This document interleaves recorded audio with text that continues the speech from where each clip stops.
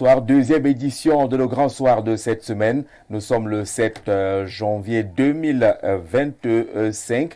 Avant de nous inviter ce soir, nous allons parler justement de la communication autour du discours du chef de l'État et de la sortie de certains évêques catholiques. Et depuis cette sortie, nous lisons, nous entendons, nous regardons à travers les chaînes de télévision, les plateaux de débat, des réactions diverses, notamment du Rassemblement démocratique du peuple camerounais. On va évaluer la communication du RDPC autour de ces sorties, celle des évêques et celle du président de la République, avec en bonus, et c'est connu depuis quelques heures, la sortie du ministre de la Communication, porte-parole du gouvernement, René Emmanuel Sadi, qui essaye d'expliquer ce qu'on n'a pas bien compris pendant que le chef de l'État s'exprimait le 31 décembre et qu'on a tous cru comprendre qu'il est candidat à la prochaine élection. Mais le communiqué du ministre de la Communication semble indiquer qu'on est peut-être allé très vite en besoin.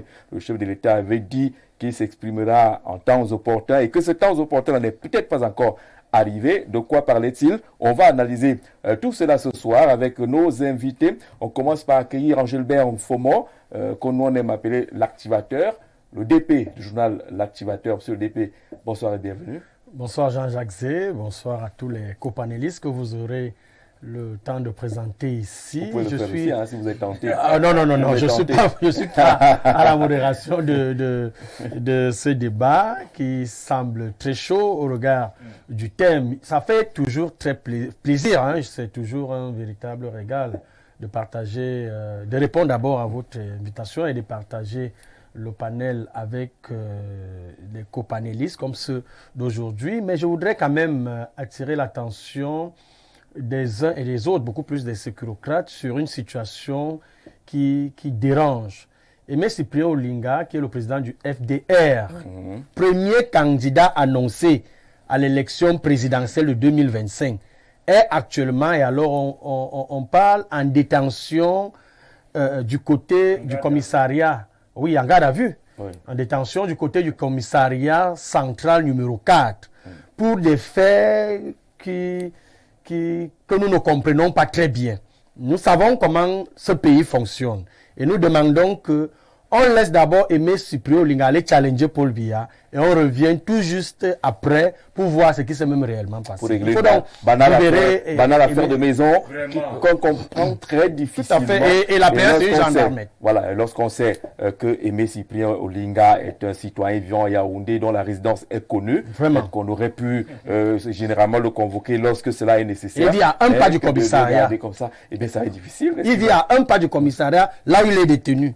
C'est-à-dire qu'on ne comprend, c'est une sorcellerie qu'on ne comprend pas. Et la plaignante serait une gendarmette dont la solidarité du corps aurait-elle prévalu sur le droit et la justice. Qui aura acheté une concession de pratiquement 600 mètres carrés à 3 millions de francs seulement. Appartenant à la tutrice d'Aimé Cyprien Olinga. Une concession bâtie appartenant à cette tutrice qui est décédée et qui ne disposerait que d'un banal papier en main. Qui ne peut pas, selon Aimé Cyprien Olinga, justifier dans tous les cas l'affaire. On va la suivre de près. Aimé Cyprien a l'habitude d'être assis ici à ma gauche. On espère que très rapidement il va revenir pour avec nous commenter les sujets d'actualité. Est-ce que Angilbert Mfomo se souvient de sa dernière une? En effet, où je parlais d'une revanche, d'une vendetta, cette une m'a créé beaucoup de problèmes chez moi, dans ma famille,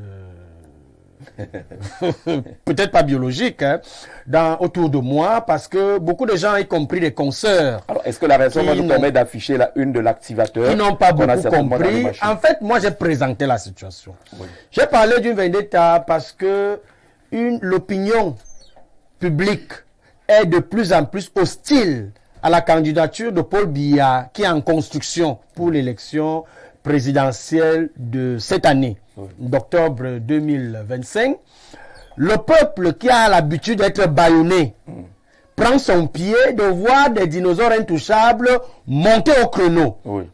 Alors que ce peuple, qui a toujours parfois voulu se battre, voulu parler, voulu s'exprimer, est bâillonné. Le peuple est donc content de voir des intouchables, entre guillemets, réagir et servir des frappes chirurgicales. Alors, l'activateur, pour résoudre ce problème, conseille de ne pas envoyer des va-t-en-guerre pour davantage créer la psychose et énerver le peuple, étant donné que nous sommes en année électorale. Par contre, il faut éviter la violence. Il faut aller par des méthodes beaucoup plus démocratiques et le peuple est électeur. Donc il faut faire très attention. Alors vous dites la grande U c'est vendetta avec un point d'exclamation. Une très forte opinion camerounaise se montre hostile à la candidature du président Paul Biya. C'est là où ta famille veut te tuer. Écoutez, je vais vous dire. À peine j'ai publié, la première réaction venait de ma mère, Marie-Claire Nana, qui m'a pratiquement giflé dans un forum de la famille où elle estime que je suis en train de flageller, de montrer les failles, la fébrilité du régime en place. Parce que je dis que le régime est pestiféré par les évêques. Le régime de Paul Biya se voit ainsi pestiféré par ces dinosaures pratiquement intouchables et le peuple de plus en plus bâillonné prend son pied. Pour déconstruire cette hostilité avérée, l'idéal pour l'instance dirigeante serait d'éviter de lancer sur la scène les va-t-en-guerre qui feraient plus de fanatisme que de démonstrations lucides. Éviter de répondre par la violence. C'est un peu du Grégoire Onassa. Et puis même c'est du journalisme. Tu présentes la situation et puis tu peux proposer des solutions qui peuvent aider parce que le journaliste aussi est un acteur de la paix et du bon fonctionnement de la République. Mais au lieu de lire ça, on peut regarder le titre qui peut être ronronnant ou gonflant et puis on se met à me taper sur les doigts. Moi je n'ai pas répondu, on ne répond pas à sa mère, on ne répond pas à plus en plus hostile. Voilà. Alors, est-ce que Marie-Claire n'a pas trahi ton appartenance politique en disant que tu ne peux pas fragiliser... Bon, en réalité, j'ai failli lui poser la question que qui s'exprime dans le forum là? La militante du RDPC ou la journaliste? C'est une aînée, hein, c'est une des journalistes principales. Et si c'est la journaliste, c'est une erreur grave. Parce que là, elle est rentrée dans le fond, elle est rentrée dans mon angle d'attaque. Elle devait se limiter sur la forme, s'il y a les coquilles, ou alors s'il y a un problème s'il y a un problème de forme. C'est-à-dire que je n'ai pas respecté les canaux de la présentation d'un organe de presse écrite. Mais elle est rentrée dans le fond. Alors, si c'est la militante, qui l'a mandaté? Qui l'a mandaté de lui répondre justement à un journaliste qui fait son travail? Bon, maintenant, le sujet d'aujourd'hui est très important. Absolument. Ça parle de la communication du RDPC. Alors, en quelle qualité elle répondait si c'est que c'était politique? Est-ce que cette militante du RDPC, mais elle a eu quel mandat? Alors, maintenant, est-ce que sa communication cadre avec celle du parti? Est-ce que c'est une bonne communication?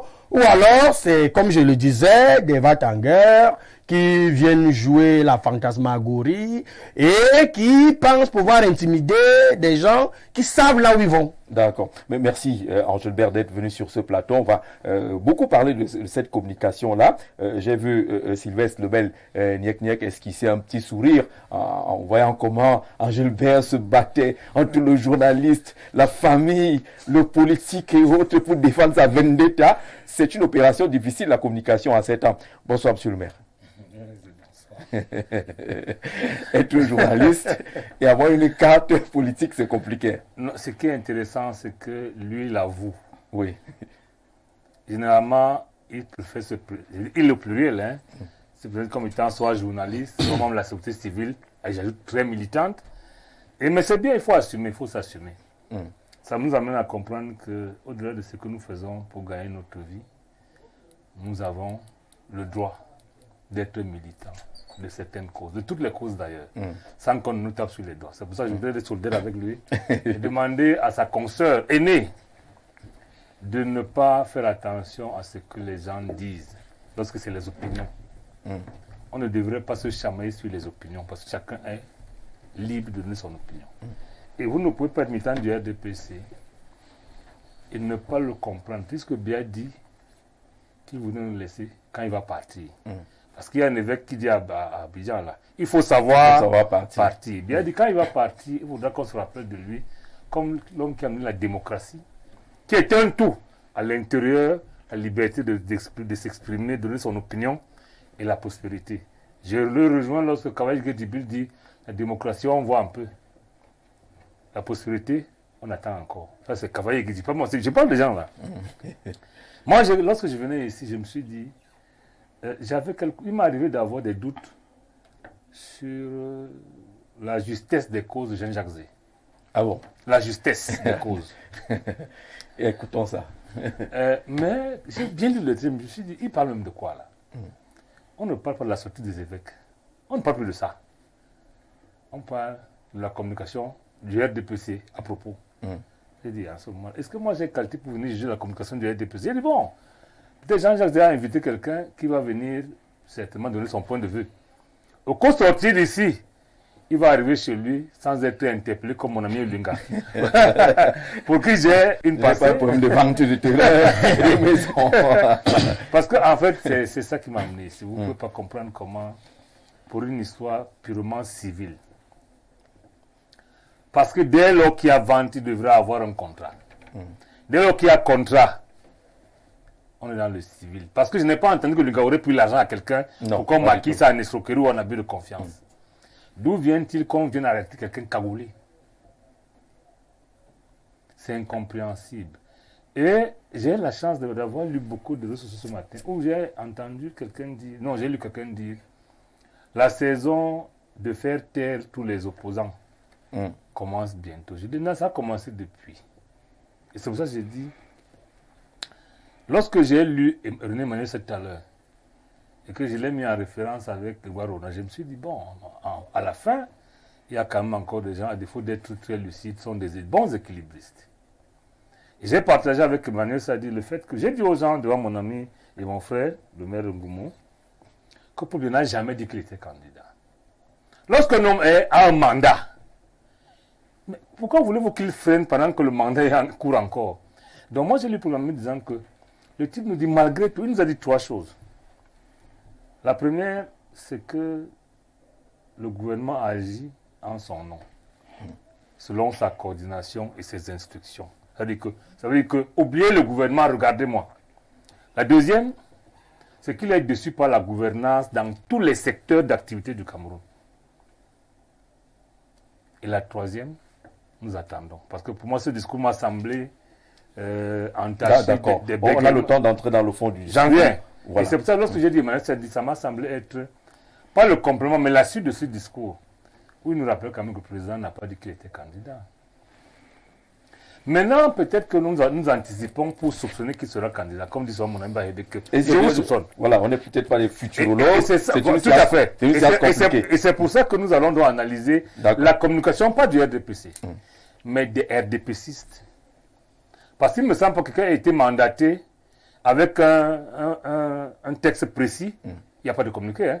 Mais les gars du RDPC qui me semble dans une communauté de force pour les plus faibles vont mourir avec Paul Biya. Politiquement, ça s'entend. Et les plus forts, comme mon ami Atemengue, mon frère Atemengue, entendent militer avec ou sans Biya. C'est pour ça qu'ils vous disent ce qu'ils pensent du parti, selon les textes et l'idéologie. D'accord, merci Sylvestre. Voilà. Le temps d'accueillir Alex Mbok, qui est pasteur, mais qui a une formation de journaliste. C'est pour cela qu'il est là, parce qu'il va falloir faire des équilibristes à un moment donné. Révérend, bienvenue. Merci à M. Jean-Jacques, merci à tous les co-panélistes. Merci pour le sujet qui nous rassemble à la veille de cette échéance électorale. On se veut d'avoir des pensées assez lucides et une mémoire assez claire de l'histoire que nous sommes sur le point de réécrire. Et en tant que membre du corps de Christ, c'est-à-dire qu'appartenant à l'ecclésiaste, l'Église aussi a un rôle important, bien sûr, sans toutefois impliquer les organes dans la chose politique. Quelqu'un a dit, donner à César ce qui est à César et à Dieu ce qui est à Dieu. Et nous croyons que... Nous avons fait 5 émissions. Oui. Chacun est venu avec son explication de donner à César ce qui est à César et à Dieu ce qui est à Dieu. Quelle est ton explication? Je crois jusqu'ici profondément que l'Église doit davantage continuer à réitérer c'est-à-dire son soutien à l'État du Cameroun et aux élus du peuple. Parce que la Bible dit dans le livre de Romains 13, chapitre 1, que soumettez-vous aux autorités supérieures, car ils sont établis de Dieu. Donc je crois que l'Église ne devrait pas avoir une position politique Par exemple, M. Jean-Jacques, je suis le pasteur des politiciens, mais je ne suis pas un homme politique. Parce que dans mon église, par exemple, il y a les membres du RDPC, du MRC, de l'UPC. Je suis le pasteur de tous. C'est une bergerie. Je ne choisis pas quelle est la brebis qui vient. Tous sont mes brebis et je prends le soin de les paître avec leurs différentes opinions sans avoir une position calée. Sans avoir une position calée. Sans avoir une position, c'est ça? Sans donner une orientation politique ou un enseignement à qui que ce soit. Voilà, d'accord. La politique, c'est pour les politiciens. L'Église garde sa position neutre. Que le meilleur garde a toujours été la position de l'Église et pas autre chose. Neutre. Neutre. Il y a un monsieur, même s'il est quelque part aujourd'hui dans ce qu'on appelle la 11e religion, il dit que le neutre est naïf. Et qu'il ne faut pas être naïf dans la vie. Notre même bandit. Le neutre est plus dangereux que celui qui a une position. Je vais vous dire quelque chose d'assez simple. Dans le livre d'Apocalypse, Dieu dit, si tu n'es ni chaud ni froid, je te vomirai. Mais vous devez savoir que la position chaude ou froid n'est ni l'une ni l'autre. Quelqu'un a dit que le froid, c'est l'absence de la chaleur. Et la chaleur, c'est l'absence du froid. Donc, c'est les choses qui sont assez relatives, qui ne disent rien qu'on sent. C'est encore là une opinion de celui qui a écrit le français. Donc je pense que l'Église doit garder une position neutre parce qu'elle n'est pas apolitique. Est-ce que c'est sincère? Même si elle coach la politique. Est-ce que c'est sincère? Ça devrait être sincère. Parce que pourquoi? Je vais vous dire, monsieur Jean-Jacques, si par exemple je vais me présenter, c'est comme étant le pasteur des RDPcistes. Non, je suis le pasteur du Camerounais. Je suis le pasteur du Cameroun. Je me dois de soutenir le professeur Maurice Kamto. En priant pour lui, je me dois de soutenir le président Paul Biya. En priant pour lui, je me dois de soutenir tous parce que je suis pasteur. La misère et le peuple qui est en misère. Mais le peuple qui est en misère, qu'est-ce que le pasteur en fait? La prière du pasteur, la prière du pasteur voudrait que la politique du chef de l'État arrive dans la casque ou encore dans la marmite de tout le monde. Donc nous prions pour que Dieu lui accorde la sagesse nécessaire afin qu'aucun de nous ne soit lésé. Tant qu'il est là. Tant qu'il est là. Et ça n'arrive pas. Pour tous ceux qui prendront ou auront le privilège d'avoir ces fonctions, les mêmes prières continueront à les accompagner. Alors, quelqu'un nous dit que le neutre est un traître. Ouais. C'est même pire que ça. C'est le neutre est un traître. Et gêne depuis Akak. Ouais, même depuis Akak. La fin de neutre là, ça ne passe pas. Que le neutre est un traître. L'autant d'accueillir monsieur le maire de la commune de Goumou Jean-Baptiste à Temungue. Bonsoir et bienvenue. Bonsoir Jean-Jacques et je salue les autres copanélistes et vos téléspectateurs. C'est avec beaucoup de plaisir que je viens ici en tant que mandataire du RDPC. Nous on est très fiers de vous avoir parce qu'on a commenté le discours du chef de l'État le 31 décembre ensemble et on semblait comprendre que ce type-là, il est engagé. Lui, il veut qu'il va peut-être briguer un nouveau mandat, mais depuis quelques heures, on a l'impression que ce n'est pas exactement ça. Bon, il y a plusieurs interprétations possibles. Vous savez, c'est selon les positions des uns et des autres. Moi, j'essaie d'allier les deux enjeux. Il y a la hiérarchie du parti qui a son calendrier. Nous sommes aussi en contact d'abord en tant qu'élu local, donc maire. Et je ne suis pas maire que des militants du RDPC. Je suis maire de tous les citoyens de Ngoumou. Bon, maintenant, en tant que vice-président de la section RDPC de Ngoumou, là, je rencontre des militants en tant que vice-président et je participe aussi aux conférences de section, de sous-section, d'autres organes de base du RDPC. Et je crois que pour ce qui est de la demande de candidature du président Paul Biya, elle est unanime. On est unanime parce qu'il n'y a pas un meeting, une conférence de sous-section où j'ai, après, même quand il y a débat, j'ai assisté à une lettre de motion de soutien, à une lettre de soutien ou à une résolution qui ne demande pas la candidature de Paul Biya. Tout le monde demande la candidature du président Paul Biya au sein du RDPC. Candidature qui est certes difficile parce que ça aussi c'est le retour de la base. Les militants posent des questions. Est-ce qu'on est sûr que ça ne sera pas une élection très difficile? Est-ce qu'on est vraiment prêt à assumer cette candidature?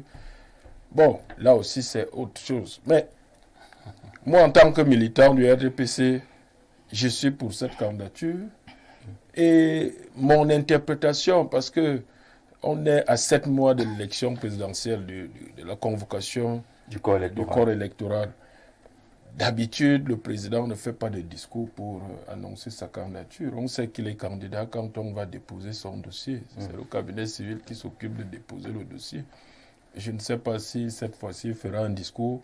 Mais on a la chance que 7 mois avant, il renouvelle sa détermination et son engagement à servir les Camerounais. Pour nous, c'est une annonce de candidature. Ça rassure les militants. Il n'y a pas de doute, le candidat Paul Biya sera au rendez-vous des présidentielles en octobre 2024 pour nous. Donc, il n'y a pas de doute, mais ceux qui ont lu le ministre de la Communication ont quand même eu un petit doute. On va vous lire son communiqué du gouvernement. Il ne s'agit pas d'une communication du RDPC. Le gouvernement, ce n'est pas le RDPC. Voilà, il ne s'agit pas du RDPC. On précise bien que c'est le communiqué un du membre gouvernement politique du RDPC. Et pas n'importe lequel. Voilà. Alors, déclaration de certains évêques de l'Église catholique romaine au sujet de l'élection présidentielle de 2025 au Cameroun. Vous pourrez afficher à l'antenne ce communiqué. Depuis quelques jours, plus précisément à la suite du message de fin d'année du chef de l'État à la nation, l'on a pu noter ça et là diverses réactions de nos concitoyens à travers les médias conventionnels et les réseaux sociaux, dont celle de quelques prélats de l'Église catholique en rapport avec l'élection présidentielle prévue cette année, tout en reconnaissant le droit de tous à la liberté d'expression de leurs opinions dans les limites fixées par les lois de la République. Le gouvernement déplore vivement la véhémence de certaines prises de position focalisées sur le seul enjeu présidentiel et fondées sur une interprétation spécieuse, il faut le souligner, sur une interprétation spécieuse et abusive des propos du président de la République. À cet égard, il convient de rappeler que le président de la République a été investi d'un mandat de 7 ans et à quelques mois de son terme, il lui est tout à fait loisible, on souligne aussi, de rassurer ses concitoyens quant à sa détermination à l'assumer pleinement avec la même ardeur et le même dévouement. C'est un passage très important de ce communiqué. Par ailleurs, le gouvernement tient à rappeler que le Cameroun est un État laïque où les religions cohabitent en bonne intelligence et entretiennent des relations harmonieuses avec les pouvoirs publics. C'est dire qu'il n'existe aucun conflit entre le gouvernement et les confessions religieuses, en l'occurrence l'Église catholique. De même, le gouvernement réaffirme que le Cameroun se veut une démocratie et un état de droit où les citoyens, quels qu'ils soient, peuvent s'exprimer librement et faire connaître leur point de vue sur les grands enjeux de la nation. Aussi, le gouvernement considère-t-il que les prises de position tranchées de quelques autorités religieuses sur la prochaine présidentielle, position qui relève manifestement de pure supputation, n'engagent que celle-ci et ne saurait en rien ni mettre en cause les relations entre l'État et les confessions religieuses, ni influer sur le libre choix des Camerounais qui sauront, le moment venu, se déterminer en toute souveraineté et en toute responsabilité. Au demeurant, s'agissant de son éventuelle candidature à la présidence de la République, le président Paul Biya a déjà dit lui-même qu'en temps opportun, il fera savoir s'il se porte ou non candidat à cette élection en temps opportun. Ce qui rend désormais superfétatoire toute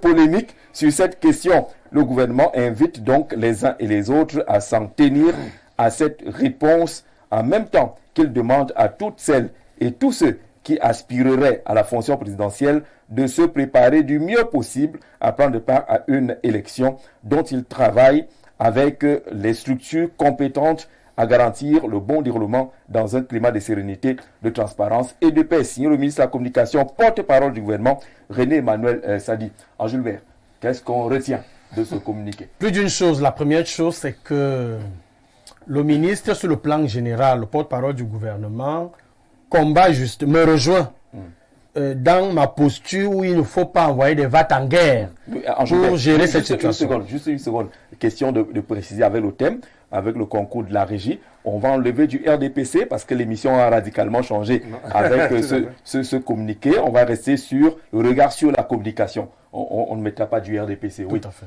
Alors, la deuxième chose, c'est que le ministre, porte-parole du gouvernement, le ministre de la Communication, confirme que Paul Biya n'a jamais dit qu'il sera candidat à l'élection présidentielle d'octobre prochain. Il le confirme encore. La troisième chose, c'est que Paul Biya dit que... Il le confirme parce que vous le pensiez déjà, vous? Oui, je le pensais. Oui. Moi, je le disais. Je l'ai dit. J'ai fait des débats avec des hommes politiques où j'ai dit que Paul Biya n'a jamais dit qu'il est candidat. Là, il faut quand même. Bon, autre chose, c'est que le porte-parole du gouvernement vient rejoindre la position de Grégoire Ouna, du ministre Grégoire Ouna, qui est le secrétaire général adjoint du comité central du RDPC, posture selon laquelle il ne faut pas s'en prendre à l'église, il ne faut pas s'en prendre aux évêques, malgré leurs avis. Leurs avis. Tout le monde est libre de donner ses avis, son avis sur une question qui préoccupe la nation, mais cela ne doit pas être ce qu'on voit là.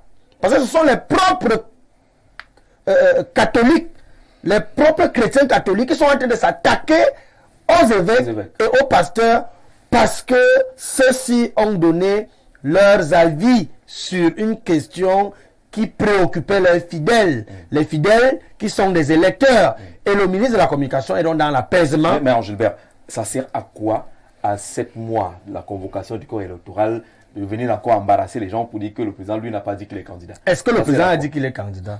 Le président n'a jamais dit qu'il est candidat. En vérité, pour que le président déclare sa candidature, ça passe soit par son parti. On lit toujours entre les lignes, non? C'est vrai qu'il est candidat naturel, mais en vérité, en politique, j'ai appris, pour avoir marché avec les hommes politiques, qu'on ne lève pas la tête tôt en politique. Tu lèves la tête tôt, on abat. C'est quand même l'homme lion. Oui, mais sauf que en ce moment, c'est une phase très décisive de l'avenir de notre pays, de l'histoire de notre pays. Il s'agit quand même de la transition. Ils sont combien qui veulent encore que Paul Biya soit au pouvoir? Transition politique. Ils sont combien qui veulent encore que Paul Biya soit au pouvoir? Est-ce que vous savez que même ceux qui font semblant, ceux qui sont autour de Paul Biya, la preuve, regardez comment ils sont taiseux. Ils sont taiseux lorsque l'homme lui a attaqué. Ils ne sont pas capables de rompre le silence. Parce qu'en fait, c'est les gens qui le jour disent que Paul Biya y est, mais la nuit rejoint l'idéal selon laquelle Paul Biya doit partir. Ils ne veulent plus que Paul Biya soit là, mais ils ont peur de représailles.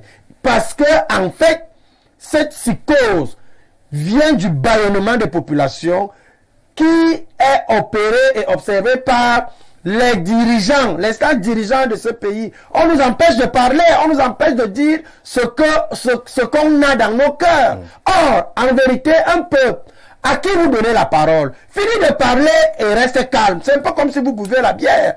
Parler là, c'est un régulateur de tension. Tu finis de parler, quand tu ne parles pas, tu étouffes et tu peux commettre des gaffes. Oui. Un peuple que vous bâillonnez, un peuple que vous muselez, va vous créer des problèmes énormes. Mais un peuple que vous laissez s'exprimer, non seulement il vous aide parce que ce qu'ils disent, vous allez tenir compte dans notre nouvelle façon de fonctionner, mais aussi, ils finissent de parler et ils ne sont plus sur ça. D'accord, donc vous êtes d'accord avec René Emmanuel Sadi, qui vient calmer tout le monde, qu'attendez, le chef de l'État dit, en temps opportun, vous dira s'il reste ou s'il va au village. Le président n'a encore rien dit sur sa candidature.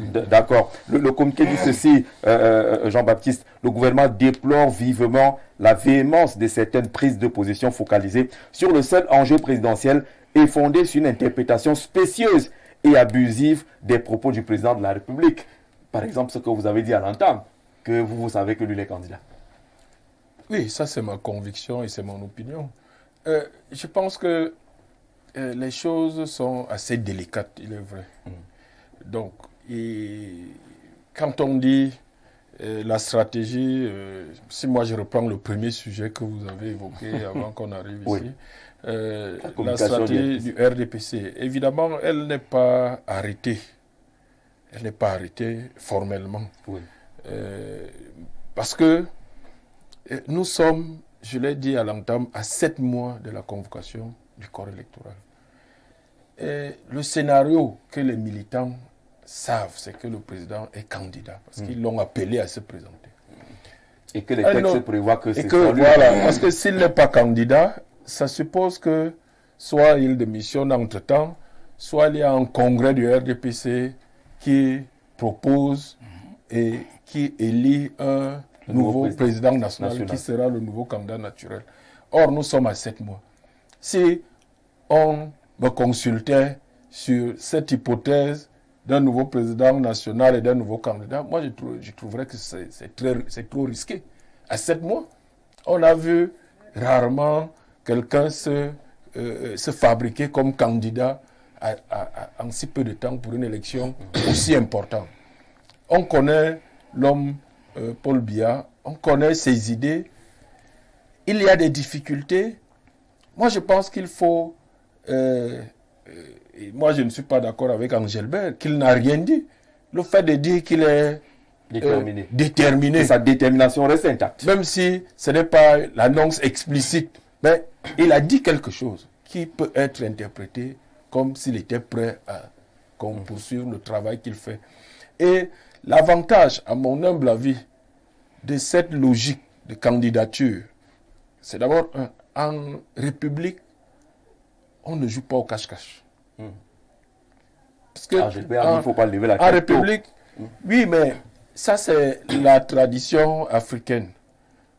Mais quand on veut instituer une république, une démocratie républicaine, il faut respecter l'autre. Il faut donc poser clairement les débats sur la table et ça permet effectivement de consolider la démocratie. Parce que la démocratie qu'on fait en jouant au cache-cache n'est pas une démocratie. Ça tend vers la sorcellerie. Mais donc, l'avantage qu'on a à poser clairement les enjeux et les hypothèses de candidature du président Paul Biya à 7 mois de la convocation de cette élection, c'est que ça permet au RDPC, c'est mon souhait, je l'ai exprimé il y a quelques jours, ça permet au RDPC de se mettre en rang. Parce que là, on a l'impression que la sortie du MINCOM peut semer encore le doute et démobiliser. Non, de se mettre en rang et de prendre les mesures. Je suis d'accord avec le ministre sur le fait que le mandat s'achève en octobre. En tout cas, de façon opérationnelle, en juin, lors de la convocation du corps électoral. Donc on a 7 mois. Et en 7 mois, un gouvernement peut faire bouger des lignes. Le président de la République, notre candidat, peut encore faire bouger beaucoup de choses. Et c'est ce que les militants attendent. Et c'est ce que moi je pense. Parce que l'avantage de ne pas attendre la dernière minute, c'est qu'on profite de ce temps qui nous reste, de 7 mois, pour prendre un certain nombre de décisions. Il y a un certain nombre de choses. Les réformes n'avancent pas. Il a dit lors du discours du 31, les réformes n'avancent pas au Cameroun ou en Afrique centrale en général, mais surtout au Cameroun. Moi, je parle de mon pays. Il y a un potentiel de croissance qui est le double de ce que nous avons actuellement. Pourquoi les réformes n'avancent pas chez nous alors qu'ailleurs, en Afrique de l'Ouest en général, ça avance? Il faut une réorganisation de la gestion de l'État, du gouvernement. Une réorganisation. Plus que le remaniement, c'est une question d'homme. Parce que si on réorganise même, on adopte notre stratégie organisationnelle, même les mêmes hommes d'aujourd'hui peuvent produire mieux. L'organisation de notre État aujourd'hui ne permet pas les réformes. Je vais vous prendre un exemple pour l'étayer. Est-ce que vous saviez que avec l'appareil d'État ordinaire, on n'aurait jamais organisé la CAN? Même le CHAN, même la CAN féminine à 2 poules, on ne l'aurait jamais fait. Il a fallu faire appel. Et pourquoi on a fait...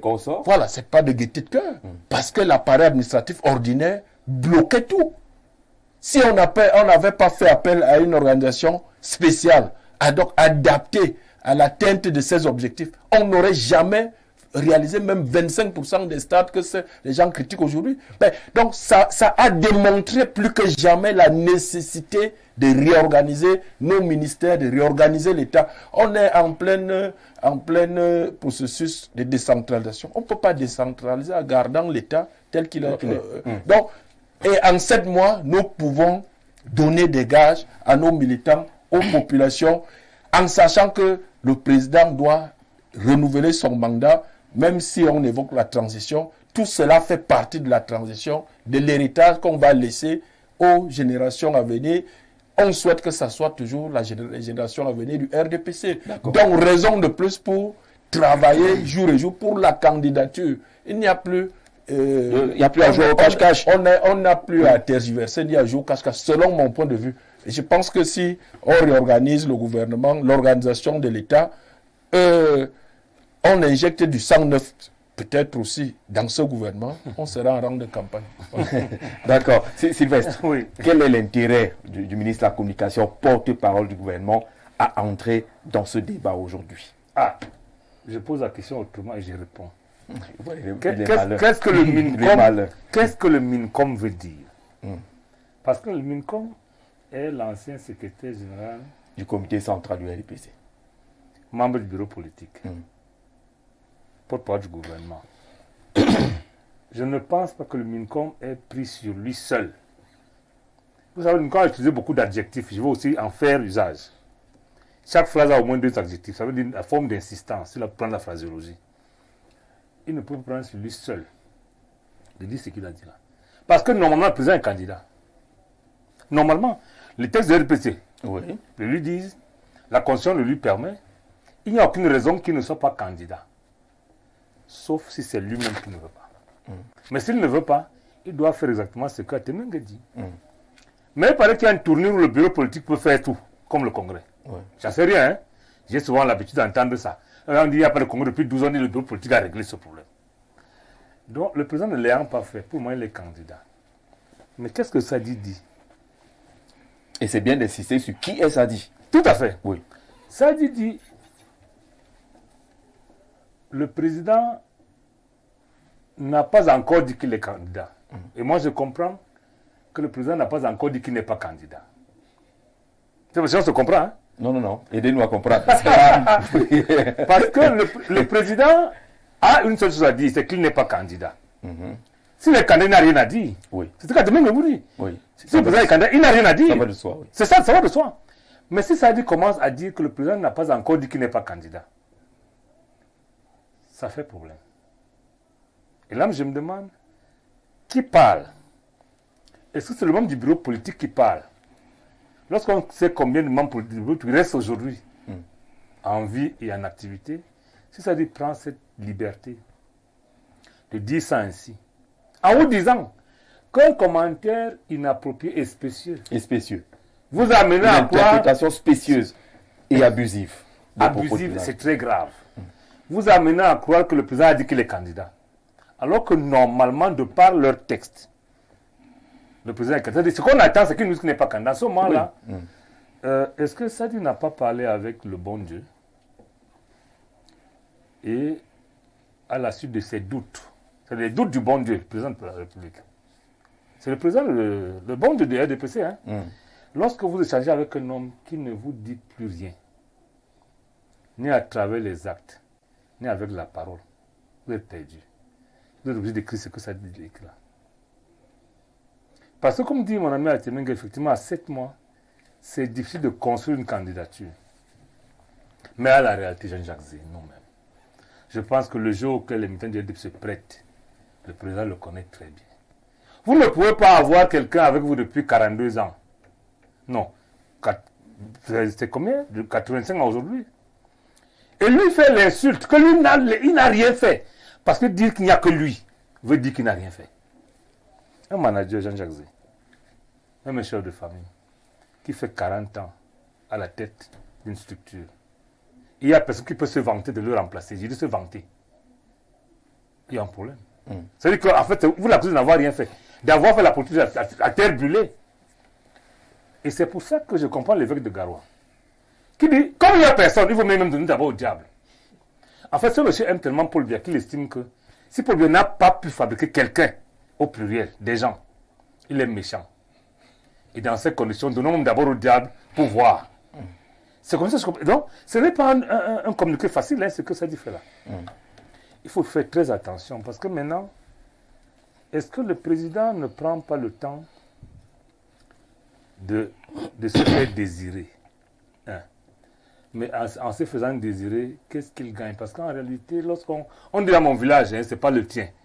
Moi, dans mon village à Makaka, qui est le village d'Atemengue aussi, parce qu'on est voisins. Lui et moi, on est voisins au village. On dit que lorsqu'on atteint un certain âge, par la mort de son frère ou de son cousin n'est pas un crime. C'est-à-dire, si on parle aujourd'hui du président de la République. Non, c'est vrai. Non, pas peut le dire, parce qu'en réalité, la surprise à Temengue dans notre village à Otélé, est-ce que les hommes de 75 ans grimpent sur les palmiers? Non. Sauf s'ils sont On sorciers. un peu sur les palmiers au palais de lui. Tu comprends ça? Donc aujourd'hui, si les gens sont malhonnêtes au point de dire qu'il n'y a que Paul Biya dans le RDPC, ils veulent le tuer. Alors, exercice donc très difficile pour le ministre de la Communication. Pourquoi est-ce qu'on n'aurait pas laissé le secrétaire national de la communication du RDPC d'intervenir? Parce que là, c'est le patron de la communication gouvernementale qui parle. Oui. Pas non, supérieur hiérarchique du secrétaire national de la communication. C'est ça le problème aussi. Donc en réalité, ne détachez pas l'un de l'autre. Sadi est un homme politique accompli, je dirais depuis tout le monde. C'est un pro-chef de l'État. Il peut me dire qu'il le mime souvent. C'est-à-dire mime le chef de l'État. C'est-à-dire c'est les gens qui prennent tout le temps pour agir. Donc lorsqu'il parle avec des adjectifs, de forme d'insistance, dans un communiqué de 2 pages, il y a au moins 60 adjectifs. Il faut faire attention à ça. Je pense que Sadi nous dit, et il dit aux militants de RDPC que faites attention. Et si le président n'était véritablement pas candidat, comme dit qu'on n'est pas prêt là, est-ce qu'on va mourir? À supposer, comme même Atemengue dit que le président est candidat a raison. Les autres disent pire, qu'il n'y a que lui. S'il n'est même pas là, on est mort. Ça vous pose la question. Et si le président n'était véritablement pas candidat pour une raison ou pour une autre, qu'est-ce qui se passerait? En ce moment, on va voir les hiboux. Ils vont sortir de nous parce qu'en ce moment-là, vous allez voir la bataille au Congrès, où les gens seront candidats. Et il faut qu'ils fassent attention. Moi, je suis comme quelqu'un qui dit, le président dit qu'il est déterminé à continuer à servir. Il est sous mandat, c'est normal. Tu pouvais le comprendre ainsi. Est-ce qu'il a besoin de le dire 7 mois non, dans tous les cas, le président avait une occasion, il parle tous les 31 décembre. Qu'est-ce qu'il fallait nous dire le 31 décembre? S'il ne dit pas ça, il y a encore quoi? Il y a toujours à dire. Non. Le président a fait le bilan lui-même. D'accord. Il a dit que ce n'est pas bon. Non, il a dit. Il allait même plus loin. En citant des exemples précis. Les routes, l'eau, l'électricité. Lorsque le président vous dit que ce qu'on a investi sur les infrastructures routières n'a rien à voir avec le rendu. Alors, sauf que les amis d'Angevin dans la presse ont cité les ministres les performeurs, les meilleurs. Non, et on a retrouvé justement, on a retrouvé les ministres qui sont dans ces secteurs. Je vous vois venir. Et ils ont peut-être compris comme peut-être que Sadi va venir nous expliquer aussi. Jean-Jacques, lorsqu'un chef d'État vous dit fondamentalement ça n'a pas marché, il commence à énumérer, il fait les statistiques. Il faut voir ça dans le cadre de la minoration. Ça veut dire que ce qu'on a mis n'a rien à voir avec ce qu'on a reçu. Mais il y a quand même 400 quelque chose de kilomètres de route goudronnée. Ça veut dire quoi en communication généralement? Ça veut dire que je vous ai dit au départ que je suis déçu par vous. Mais je lis ça à vous, je suis déçu pourquoi? Parce que vous n'avez fait que. C'est le terme que là qui a manqué dans le discours du président de la République. En fait, c'est le problème. Et en ce moment-là, moi, je commence à me dire il faut que tout le monde soit prêt. Et à tout. Je disais à mon ami Atemengue, je crois avant-hier ou hier, qu'il faut commencer à intégrer que même si le président est candidat, que le RDPC perd les élections. Et je finis en vous disant que si nous faisons la typologie sociologique des acteurs de l'épiscopat camerounais catholique qui a pris parole, nous avons 3 évêques que nous connaissons très bien. On a un évêque qui est le fils spirituel de Toumi. Oui, du cardinal. On a un évêque qui officie là où il vient d'avoir des inondations, qui ont été gérées, comme vous savez, je n'en dirai pas plus. Et un autre évêque qui est d'une région château d'eau, comme vous appelez. Résumés, ils sont tous du Grand Nord. Que les DPC a l'habitude d'appeler. C'est leur mot bétail électoral. Ce qui s'y passe aujourd'hui, c'est un peuple qui tend à s'émanciper également. Et quand les évêques parlent, il faut rappeler que le Grand Nord est en majorité animiste ou chrétien, pas musulman, contrairement à ce qu'on peut croire. Ces évêques qui parlent, je ne dis pas qu'ils sont mandatés, mais ils expriment au-delà de tout ce qu'ils entendent. Parce que je vais finir par vous dire l'Église catholique a servi pour tuer les UPCistes. Parce que les gens allaient se confesser, on disait à l'autorité, on les tue le lendemain. Maintenant, lorsque l'Église veut servir autrement, j'ai entendu le pasteur dire ici qu'il faut prier seulement pour le pouvoir. Parce que prier pour le pouvoir, c'est leur dire ce que les fidèles pensent. Pour Kamto aussi.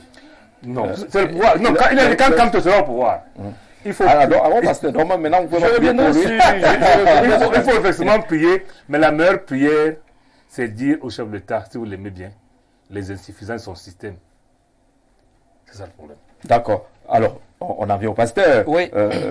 La sortie de René Emmanuel Sadi, en ce moment, est-ce que ce n'est pas pour calmer ceux qui ont sorti les machettes et les roues pour s'abattre sur les évêques qui ont osé parler?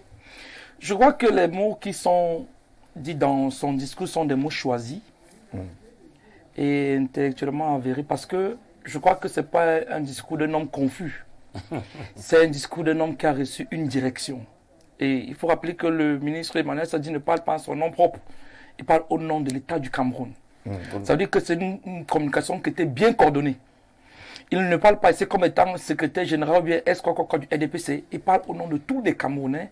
Il apporte une lumière sur une confusion qui est en train de sévir au niveau des réseaux sociaux avec tout ce qui se dit à la veille de cette élection électorale. Voilà, ce que je veux dire, c'est que ça reste quoi, comme l'a dit, j'ai pas envie de dire l'UPCiste, parce que c'est ce qui ressort au fond. C'est même vrai. D'accord. Il y a beaucoup de doutes dans ce que le ministre a écrit, et ça laisse entrevoir beaucoup de choses en même temps. Et s'il n'était pas président, candidat, et s'il n'était plus candidat en 2025, on ferait quoi? Qu'est-ce que le Cameroun deviendrait? Parce que là, comme a dit le maire tout à l'heure, il n'a rien dit, ça veut dire qu'il a dit. Il n'a jamais dit d'une manière ouverte qu'il se présentait comme candidat. Ça veut dire que naturellement, il est. Je crois que le RDPC, ou encore l'État du Cameroun, est en train de vouloir traverser la phase la plus sombre de sa politique pour deux raisons. Numéro un, lors d'un discours aux Nations Unies, Paul Biya l'a dit, c'est là où le bien-aimé Gilbert le dit, que quand le temps opportun viendra, il dira s'il va partir au village. Non, c'est pas aux Nations Unies, c'est ça, Yaoundé. Il a dit aussi aux Nations Unies, je crois que un journaliste a aussi posé cette question-là quelque part, il a aussi réitéré les mêmes mots. Le temps viendra où il le dira, où il ne le dira pas. Je pense qu'il faut qu'on ait des idées claires, M. Jean-Jacques, sur la candidature du chef d'État. On parle quand même de la présidentielle. Là. Oui, on a il faut que le Camerounais ait l'idée claire. Encore la confusion. Et que l'Église en général, parce que là, ça met tout le monde à la confusion. Et le communiqué du ministre vient encore appuyer le doute de ce que les Camerounais pensent. J'ose croire, comme le bien-aimé a dit, que s'il ne se présentait pas en 2025, est-ce qu'il y aura le temps de préparer un congrès et de présenter un candidat national? Tout pris en charge, c'est pas un problème. Il faut le dire. S'il faut tenir compte de ça, il faut donc dire que le RDPC, qui est le parti au pouvoir, a établi un système de telle en sorte que même en 48 heures, il peut présenter un candidat qui remporte des élections. Or, j'ai peur de le croire. Si je m'en tiens à cette opinion, je dirais donc que le nombre de cas dentaires qu'on a retrouvés au Nord Cameroun prépare de telles éventualités. Parce qu'à 7 mois des élections, à 7 mois des élections présidentielles, on n'est pas encore clair sur le candidat du RDPC. Sur le président actuellement au pouvoir. S'il va se représenter ou pas. Donc je pense que les Camerounais, si ça peut nous aider au sortir d'ici. Vous auriez préféré que René Emmanuel Sadi nous laisse depuis le 31 décembre être convaincu que Paul Biya est candidat. Ce qui est sûr, comme l'a dit le maire tout à l'heure, naturellement il l'est.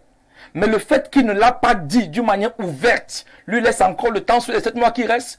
Je pense que M. Paul Biya, qui est le président du Cameroun, qui est en train de préparer une phase de transition politique, parce qu'il est président sortant, il faut le dire ainsi, devrait situer les Camerounais sur sa candidature ou sur un potentiel retour au village ou une potentielle présentation en 2025 au mois d'octobre. Donc, nous qui sommes Camerounais, en particulier l'Église, parce que je venais tout à l'heure dans ce que le bien-aimé a dit sur la sortie excessive, je veux le dire ainsi, des évêques de l'Église catholique, une sortie que je trouve excessive dans le propos et dans les paroles tenues.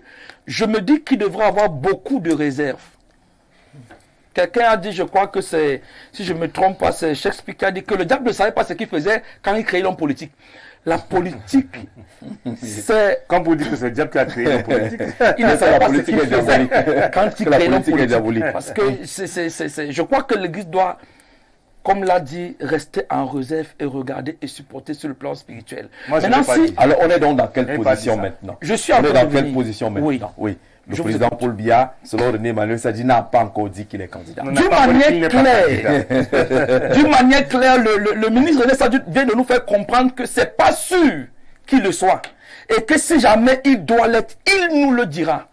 Donc, le mandat en cours continue à être observé. Nous continuons à soutenir le chef de l'État jusqu'à ce qu'il se prononce comme candidat ou pas. Alors, M. Atemengue est très prudent. Il peut jouer dans la prochaine équipe. Très réaliste, ce monsieur. Il faut lire entre les lignes. Paul Biya s'est bien prononcé, Stanislas de Marois. Pas de cache-cache, comme dit M. le maire. Est-ce que ce n'est pas ça le problème? Avoir l'impression que finalement, le pouvoir qui a le pouvoir a décidé de jouer dans le maquis. Quelqu'un disait, je crois que c'était sur la toile, parce que toujours même maman me qualifiait de quelqu'un qui s'abreuve des fake news. Des fake news. La maman qui m'a tensé hier, elle dit que ta spécialité, monsieur le père siffleur, c'est que tu es dans ton élément. Mais c'est grave ça. Les fake news. Tu as touché à quelque chose. Tu es dans ton élément, les fake news. C'est dans les réseaux sociaux que j'ai lu quelque chose. J'ai lu la certitude pour l'année 2025, c'est que tout le monde est dans l'incertitude. Et c'est ça qui est la vérité. Tout le monde... Là, René Emmanuel Sadi vient d'en rajouter une couche supplémentaire. Est dans l'incertitude. Sera candidat, ne sera pas lui seul détient la réponse. Même ses propres collaborateurs ne savent pas s'il le sera ou s'il ne le sera pas. Ce que mon copanéliste Jean-Baptiste Atemengue, monsieur le maire, est en train de faire là, c'est-à-dire que il se risque, il se jette dans l'eau. C'est un jeu dangereux. C'est un jeu. C'est-à-dire que ça peut bien se passer, il gagne.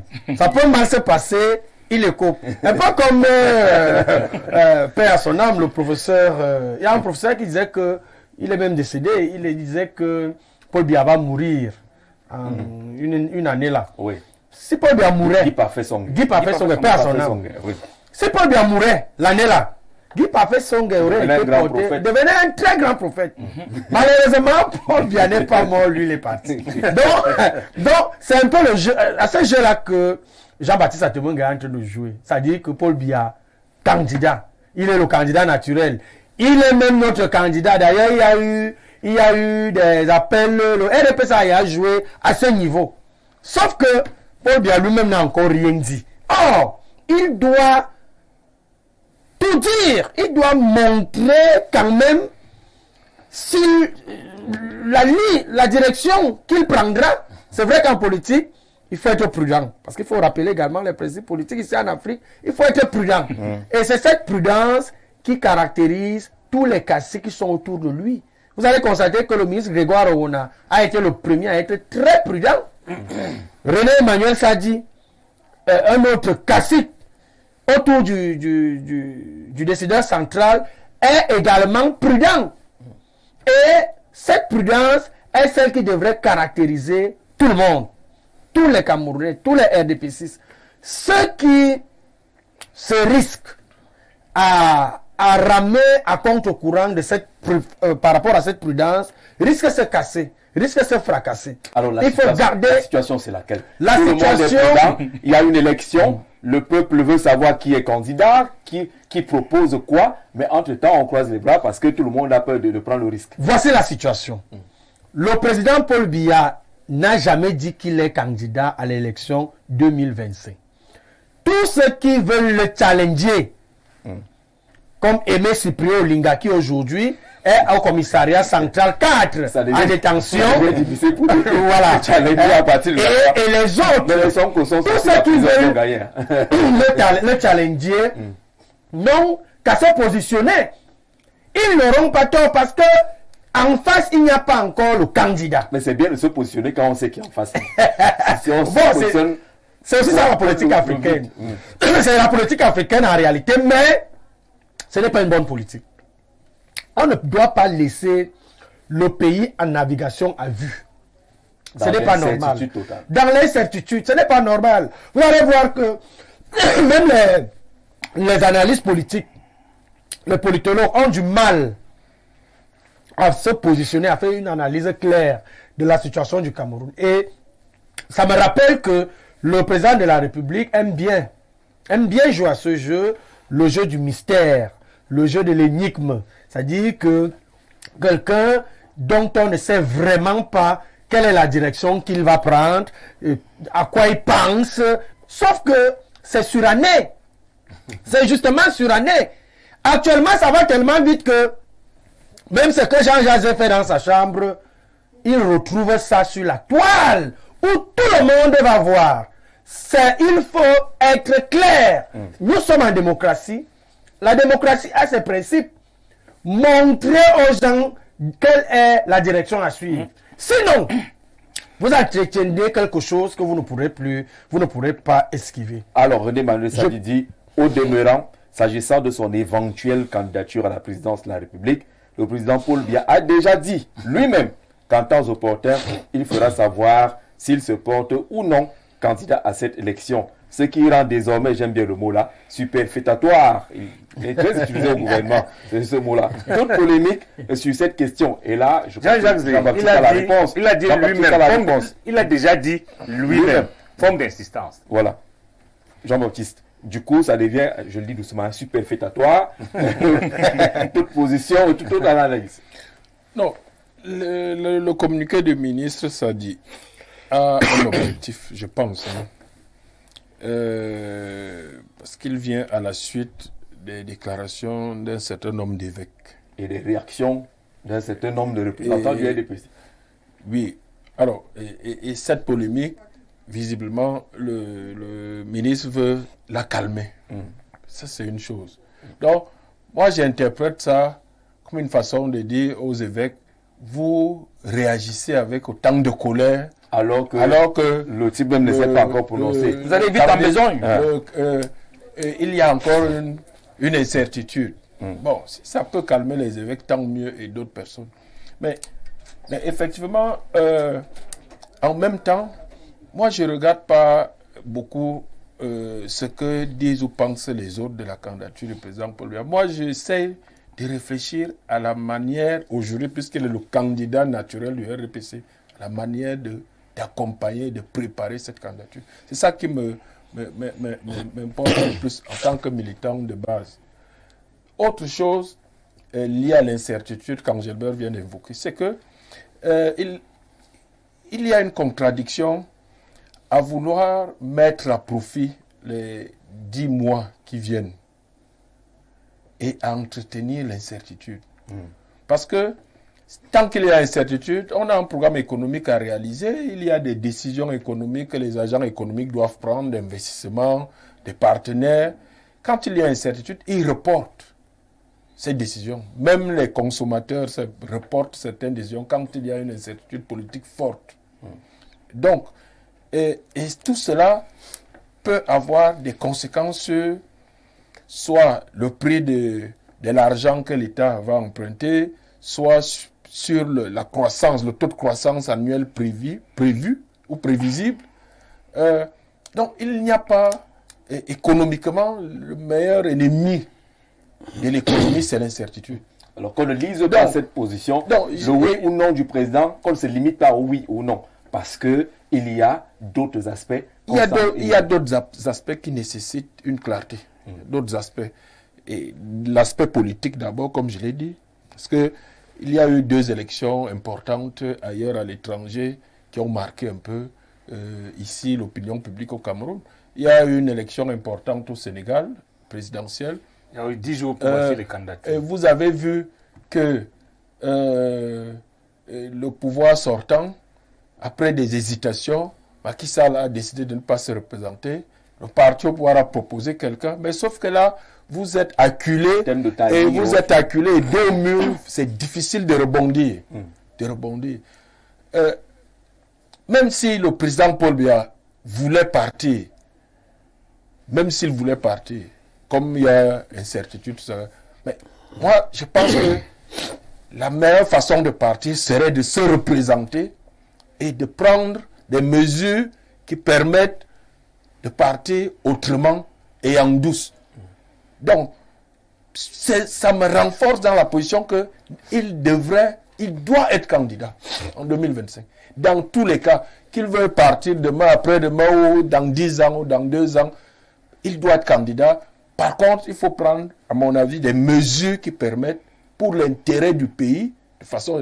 Le président ne se présente pas, il a dit pour lui-même, il se présente pour servir les Camerounais. Mais Sylvestre a dit tout à l'heure que si René Emmanuel Sadi, qui est quand même proche du président, qui est membre du bureau politique, qui a travaillé avec lui pendant longtemps à la présidence, prend l'initiative de publier ce communiqué, c'est qu'il sait de qui il tient ses Non, le ministre Sadi n'a pas non plus dit que le candidat ne sera pas, le président ne sera pas candidat. Il dit qu'il n'a pas encore fait d'annonce officielle.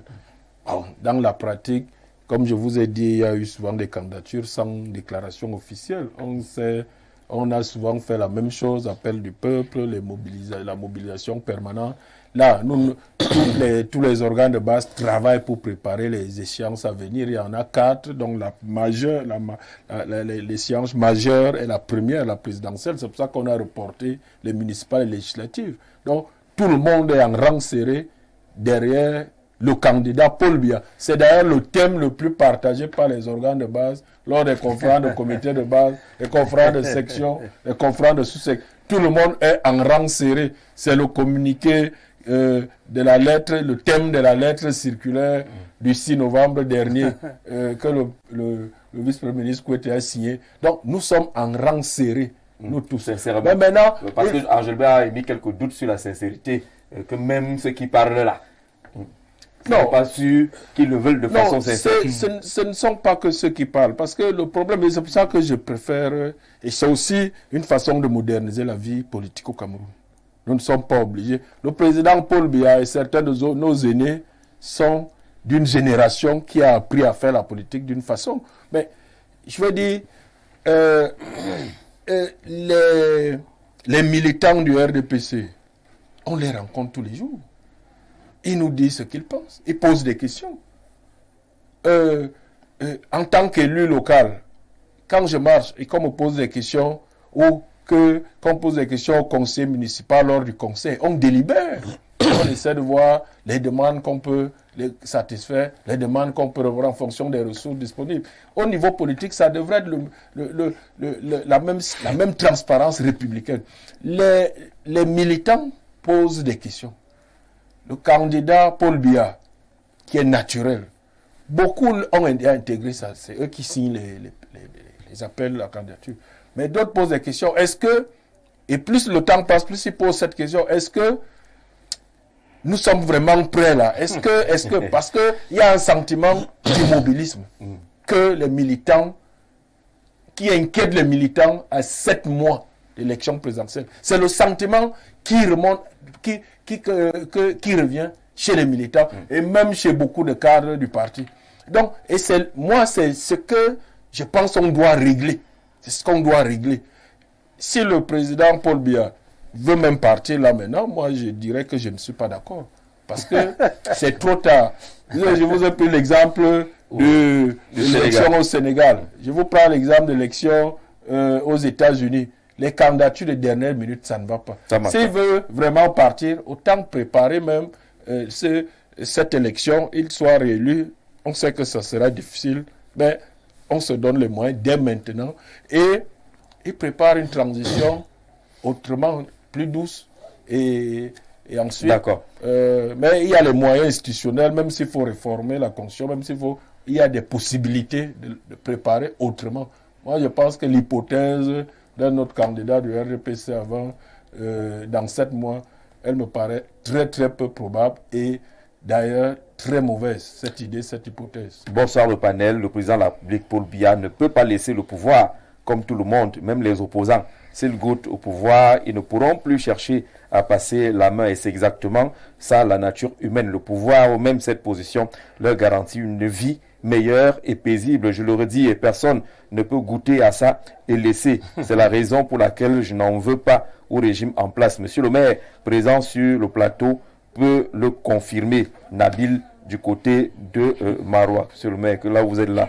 Si on vous dit de partir, il faut se que le Katepia vienne vous soulever. Bonsoir Jean-Jacques et à tous sur le plateau. Pour moi, les sorties des évêques ne sont pas excessives.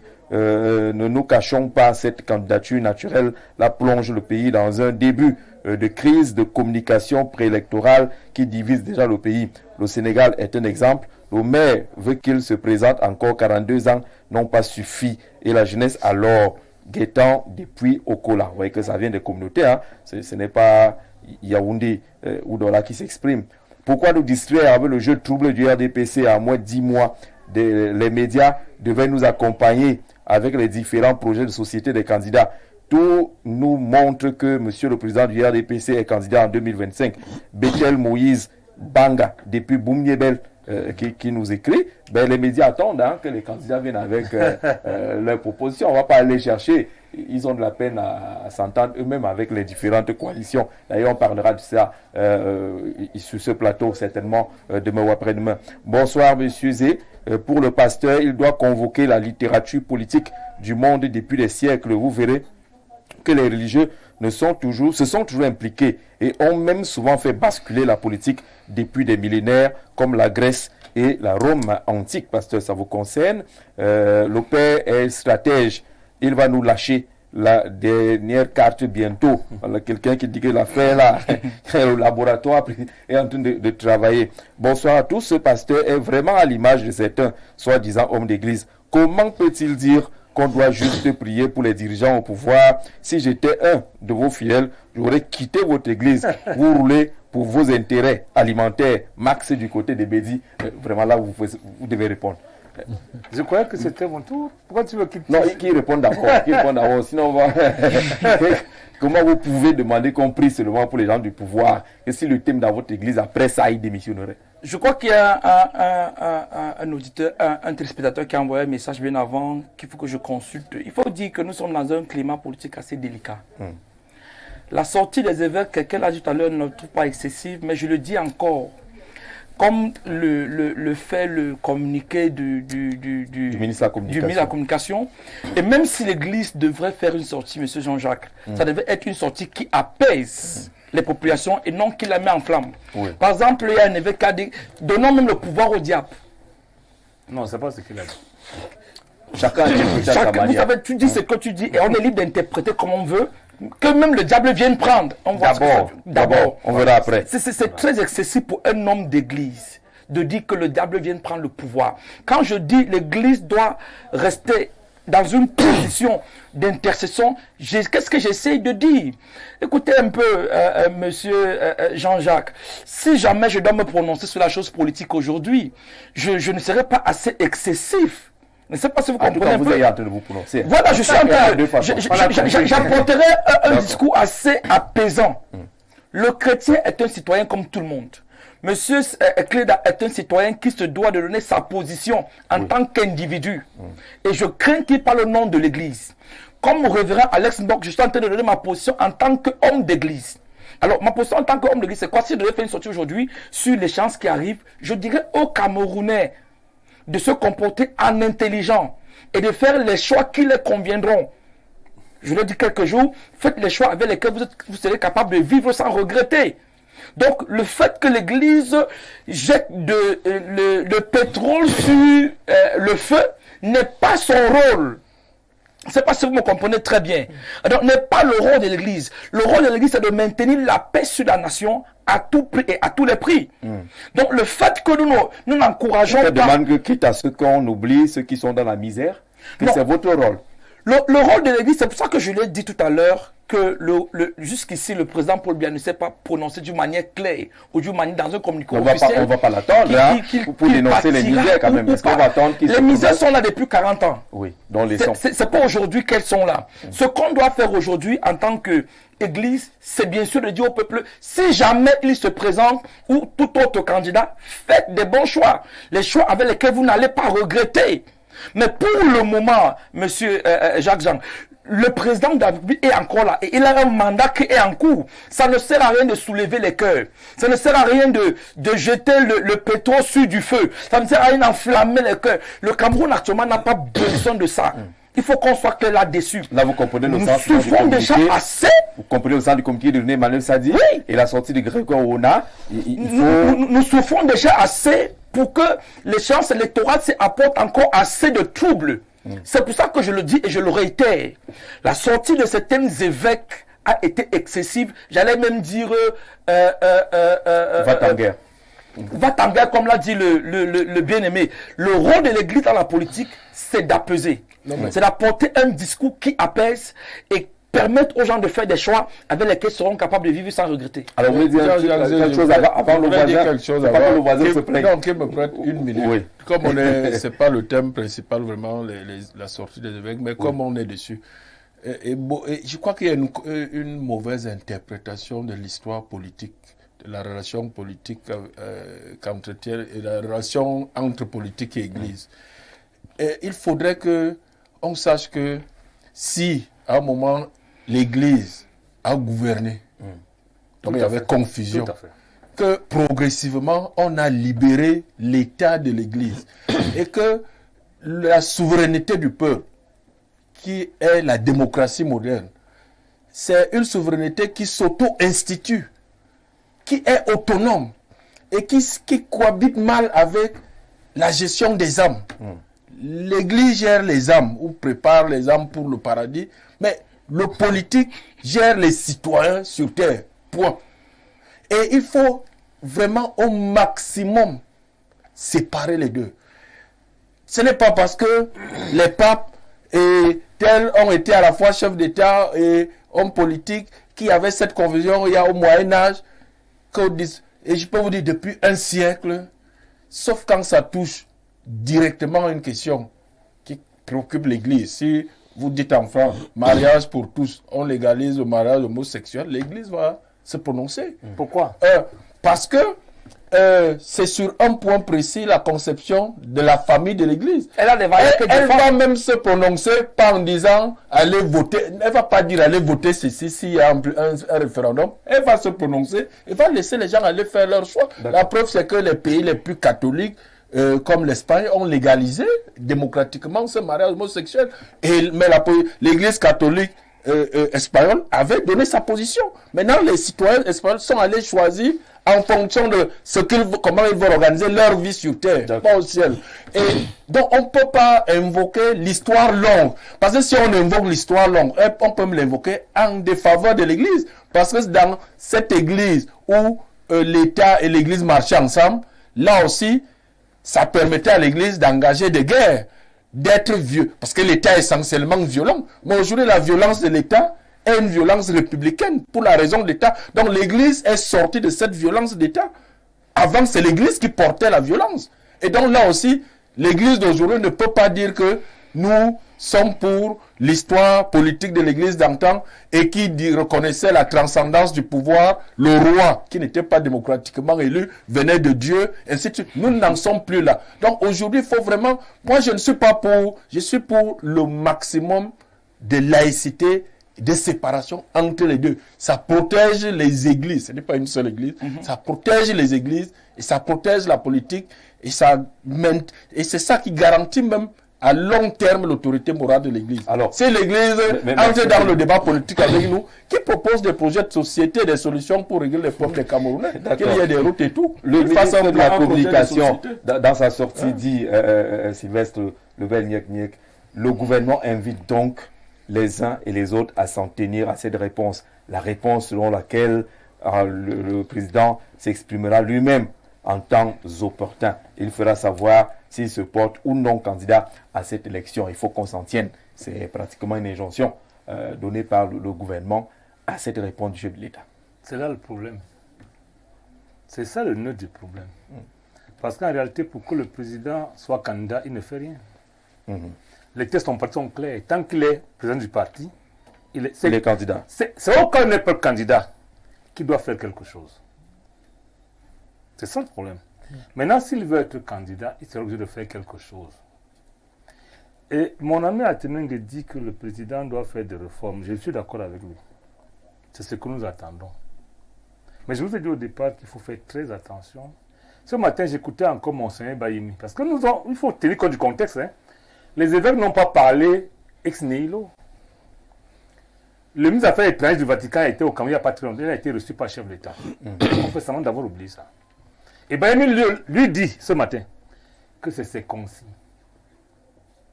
Il leur a dit, je paraphrase, hein, vous ne pouvez pas rester en dehors de ce que les populations vivent et être à leur service. L'Église est bien au service des populations, elle aussi. Alors lorsqu'on souffre, on vous dit non. On va s'occuper de vos âmes. Il n'y a pas une âme qu'on a rencontrée sans le corps. C'est ça que c'est. Vous avez rencontré l'âme de votre grand-père quand il est mort. L'Église ne peut pas seulement gérer les Ils âmes. écrivent dans un projet de société pour s'occuper des corps. Le projet de société existe pour l'Église. C'est la Bible pour les chrétiens. Non, la Bible n'est pas un projet de Non, société. attends. Les 10 commandements sont les mêmes que ceux qui sont. On ne vole pas. On ne fait pas. Si on respecte ça, il Le n'y a pas projet de mieux que ça. société se discours de transforme en l'Église, loi c'est à un l'Assemblée discours nationale. Non. Il faut Le qu'on- discours de l'Église il faut qu'on- n'a jamais été un Jean-Jacques discours de guerre. C'est ou comme de si on vous violence. dit pour apaiser, ne faisons pas la justice. Parce que lorsqu'on fait la justice, il y a certainement La un fait. justice est juste, non? Elle est juste. Pour apaiser, il faut faire la justice. C'est ce que j'entends là. Ça veut dire que non. Mon frère a arraché ma voiture.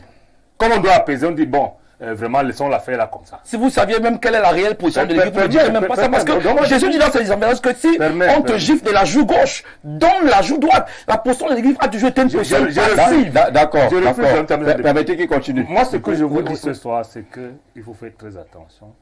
Ce que Emmanuel Sadi a dit est assez grave. Le représentant du Vatican aux affaires étrangères a rencontré le chef de l'État. Au sortir de là, il a dit aux évêques qu'ils ne restaient pas en dehors de la vie sociale. Après avoir rencontré le chef de l'État. Le chef de l'État, Oui. il se prononce, c'est la première chose. La deuxième chose, c'est que vous n'avez certainement pas attention aux images lorsqu'il y avait le sommet de la CEMAC, des sommets extraordinaires. Si vous regardez les images qu'on a projetées, si vous faites attention à ça, vous allez voir que le pouvoir, tout au moins sur l'aspect protocolaire, s'est déplacé chez l'État avec quelqu'un d'autre. Je ne citerai pas ça ici. Mais je vous dis, si vous regardez ces images, vous allez voir qu'à un moment donné, le protocole s'est déplacé vers quelqu'un d'autre. Je pense que cette inquiétude aujourd'hui, c'est de ça que parle René Mané Sadi. Parce que Paul Biya n'est pas un homme. Si vous considérez Paul Biya comme un homme, vous vous trompez. Il est quoi? Il a un système. Ah d'accord. J'ai eu peur. Non. Paul Biya, c'est un système. Ça veut dire qu'en réalité, la candidature de Paul Biya peut ne pas être portée par l'individu Paul Biya. Et c'est ce que Sadi dit. Et c'est tout ce que le président devra faire au cas où lui-même l'individu n'est pas candidat. Et donc, l'incertitude totale, là aujourd'hui. L'incertitude pour le RDPC. Parce que pour nous autres, Biya, c'est Biya. Atenenge, c'est Biya. Sadi, c'est Biya. Il n'y a pas de un candidat. Le point n'est pas de le souffle. Non, c'est vrai. Ils auront certainement. L'incertitude, c'est pour eux. Et c'est pour eux que Sadi parle. Qui dit, et si le président n'était pas candidat, on fera comment? Parce que si vous regardez, moi j'ai regardé le président le 31 décembre, je l'écoutais en le regardant. Il faut également regarder le chef d'État. Ne peut pas attendre, on ferme les yeux, on l'écoute, non. Si vous regardez Paul Biya, je pose la question, est-ce que vous croyez que Paul Biya doit aller candidat, pourquoi? Pourquoi devrait-il être candidat pour vous? Parce que c'est ça le problème. Les gens veulent la candidat Paul Biya pour eux, pas pour Paul Biya lui-même, pas pour le Cameroun. Si c'est pour le Cameroun, je pense que Paul Biya a certainement dit, vous savez, dans nos cultures, quand un grand chef, je parle de l'Est surtout, quand un grand chef à l'Est, sans sa fin prochaine, elle peut être biologique ou même la fin du pouvoir volontairement, il peut s'adresser à quelqu'un que vous ne voyez pas tous les jours. Oui. Il lui dit, écoute, tu es mon ami, tu étais là. Comme tu n'es pas dans nos combines d'ici, tu n'es pas notable, tu n'influences pas la succession. Si je ne suis pas là, voilà ce que je souhaite. Ou alors, comme je ne serai plus là, voilà ce que je souhaite. Et ne prenez pas les paroles des évêques qui sont très proches du pouvoir au Cameroun. Il n'y a pas plus proche que les évêques. Lorsque les évêques parlent, ils n'ont pas peur. Parce que lorsque j'ai écouté Brahimi ce matin, je n'ai pas eu l'impression de peur. J'ai également écouté le discours d'ouverture de la conférence. Je n'ai pas eu l'impression de peur. Les évêques sont péremptoires. Que désormais, ils sont autorisés par leur hiérarchie à parler des affaires. Ce n'est pas la politique politicienne. Mais ils vont faire attention aux politiques. Ça veut dire que tout ce qui concerne les hommes, les Camerounais, les évêques doivent y faire attention et c'est normal. D'accord. Et c'est pour ça que je finis en vous disant que Bon, là, c'est la futurologie, hein. C'est peut-être même la sorcellerie que je vais faire. Essayons cet exercice-là. Comme toi-même, tu es d'un village de sorciers, moi aussi. Il est possible que les évêques portent la parole des cadres du RDPC. La vraie parole. Parce qu'en réalité, ceux qui font comme Ateming, parce qu'Ateming est militant depuis 2002, moi je le connais. Les postures, des évêques depuis 2002. C'est un peu le thème qu'on avait ici hier. Ça fait 22 ans. Est-ce que c'est la voix de certains dans le parti? Je pense, donc, à mon avis, que ceux qui aiment le RDPC comme parti politique, qui veulent maintenir leur adhésion à ce parti, même si Biya partait, doivent se dire vraiment, partir tôt, c'est pas bon. Mais partir trop tard également n'est pas bon. Et je pense que cette parole-là, les évêques la portent aujourd'hui. Et c'est pour ça que je comprends lorsque Claude a dit candidature irréaliste. Et ça, on se comprend. Hein? Il a tué un adjectif fort, il faut l'analyser. Il n'a pas dit inopportune. C'est contre. Mais il a dit irréaliste. C'est-à-dire que, même comme Atemenge, il a dit que bon, si le président vraiment, s'il me demandait, il disait que reste, continue. Même si tu veux partir après, règle le président peut régler le problème avant de partir. 7 mois, c'est suffisant. Je te prends un exemple. Et là, je te prends un mot. Si le président convoque une session extraordinaire de l'Assemblée nationale pour faire la réforme constitutionnelle, pour régler les problèmes de la réforme gouvernementale, comme tu dis. Ce n'est pas seulement un changement de chaise. Parce que la situation du gouvernement ne permet pas de faire les réformes. S'il commence par là, engage des réformes, dont la première c'est la décentralisation, je pense qu'il pourrait partir tranquillement. Mais ce qui maintient un homme, lorsque Jean-Jacques dit, l'agonie d'un homme dure quand il n'est pas sûr du lendemain. Un homme qui est sûr de tout, après lui, il meurt comme s'il dormait. Je pense que le président aujourd'hui est dans cette forme de vie où il a des gens malhonnêtes, il le sait. Il le dit d'ailleurs. La gouvernance, quand se traduit ça banalement, ça devient quoi? Il a des problèmes de gouvernance à tous les niveaux. Et il voit les gens se moquer de lui en disant que non, ce n'est que toi. Les gens qui font le coup tous les jours. Parce que le coup, c'est quoi? Le président dit ne volez pas, vous volez. C'est-à-dire que vous faites les coups. Vous faites les coups et vous dites que non, je vais encore. Ça veut dire qu'en fait, vous avez l'impression, tant que c'est là, vous allez continuer à voler. Le président vous dit, en ce moment-là, ça dit, vous dit, le président tel qu'il est là, on ne sait pas. Hein? Et c'est la posture dangereuse. Parce qu'en fait, le RDPC est inquiet. Oui. Parce qu'ils n'ont pas prévu que le président pourrait ne pas être candidat. Et moi, je leur dis ça tous les jours. Je vois les images d'un sommet de la CIAC. Il y a d'autres images, quand Macron était là, il y a des images qui parlent. Mais quand même, ils ne sont pas d'accord. Parce qu'ils ne tiennent pas les autres personnes que le président pourrait leur suggérer. Ils ne les tiennent pas parce qu'ils n'ont jamais géré. Quelle personne? Je ne veux pas dire. Nous avons tout. Tu en sais trop. Dis-nous tout. Tu ne veux pas dire. Tu sais, mais tu ne dis pas. Oui. Dis-nous tout. Je ne suis pas le premier à le dire. Donc je dis que, en fait, le RDPC est embarrassé aujourd'hui parce que ce qu'ils soupçonnent, ils n'aiment pas ça. C'est pour ça qu'ils préfèrent le président. Parce qu'avec le président, ils vont avoir les mêmes facilités. Ils ont appris comment faire les passements de gens. Voilà. Bon. Avec quelqu'un d'autre qui va s'appeler Biya ou Atemenge, il n'est pas tenu. Et vous d'ailleurs, je ne suis les amis de mon père ne sont pas les miens. Ils ne sont pas les miens. Alors, vivement, sur cette question-là, je vous rassure, il n'y a pas de crainte. Moi, à titre personnel, ça fait... je suis camarade de ne bégaye pas. Non, je ne bégaye pas. Je ne bégaye pas. On se comprend. On se comprend. Le problème, c'est que moi, depuis pratiquement, je crois que c'est depuis 13 ans, la première fois où j'ai interpellé le camarade Franck Biya, je lui ai dit, mais qu'est-ce que vous attendez pour entrer au gouvernement? Il pourrait nous aider. Moi, je le lui ai dit il y a 13 ans, donc s'il faut être le premier Biya ici, il y en a beaucoup dans le parti. Notre génération a toujours eu intérêt à ce qu'il entre dans le gouvernement. Quand je dis réorganisation et remaniement, je pense qu'il peut nous aider, donc ne t'inquiète pas là-dessus. On n'est pas bien sorti sur le plateau. Vraiment. C'est impensable. Demandez à votre panéliste qui interprète les propos du clergé comme une affirmation. Certainement, c'est une erreur de sa part, je suppose, et dire que ce n'est pas le rôle de l'Église. C'est même un scandale, confrère. Vous étant homme de Dieu, je vais juste vous faire un petit rappel. Aucune indignation dans ces sorties. Les principes sacrum sens, voilà, sont même les sièges de la politique. Pourquoi l'opinion publique est toujours surpris de telles réactions? On se souvient, à l'époque, Monseigneur Feu Jean Zoa en parlait lors de l'incident de Sam et Foulane avec la catastrophe là-bas. Pourquoi cela n'avait pas fait autant de bruit comme aujourd'hui? Je dis non et non, que les Camerounais s'informent, se cultivent et autres. C'est important. L'Église ici joue simplement sa part de responsabilité et à mon avis, ils sont même en retard, d'où les sorties assez crues et virulentes. Face à la gravité de la situation, leurs cris sont ici comme une interpellation assez forte et urgente pour les objectifs escomptés au grand rendez-vous électoral de 2025. On va couper un peu. C'est Julien Besson, juriste historien depuis Yaoundé Omnisport. Laissez-nous tranquilles. Voilà les amis de M. Atangandi, M. le ministre. Dit que voilà donc l'église des bandits. Ouais, ils sont souvent compliqués, ces gens-là. Bonsoir, M. Zé. Le président a été clair pour sa candidature. Il a dit que dans les 5 prochaines années, il va recruter les infirmiers.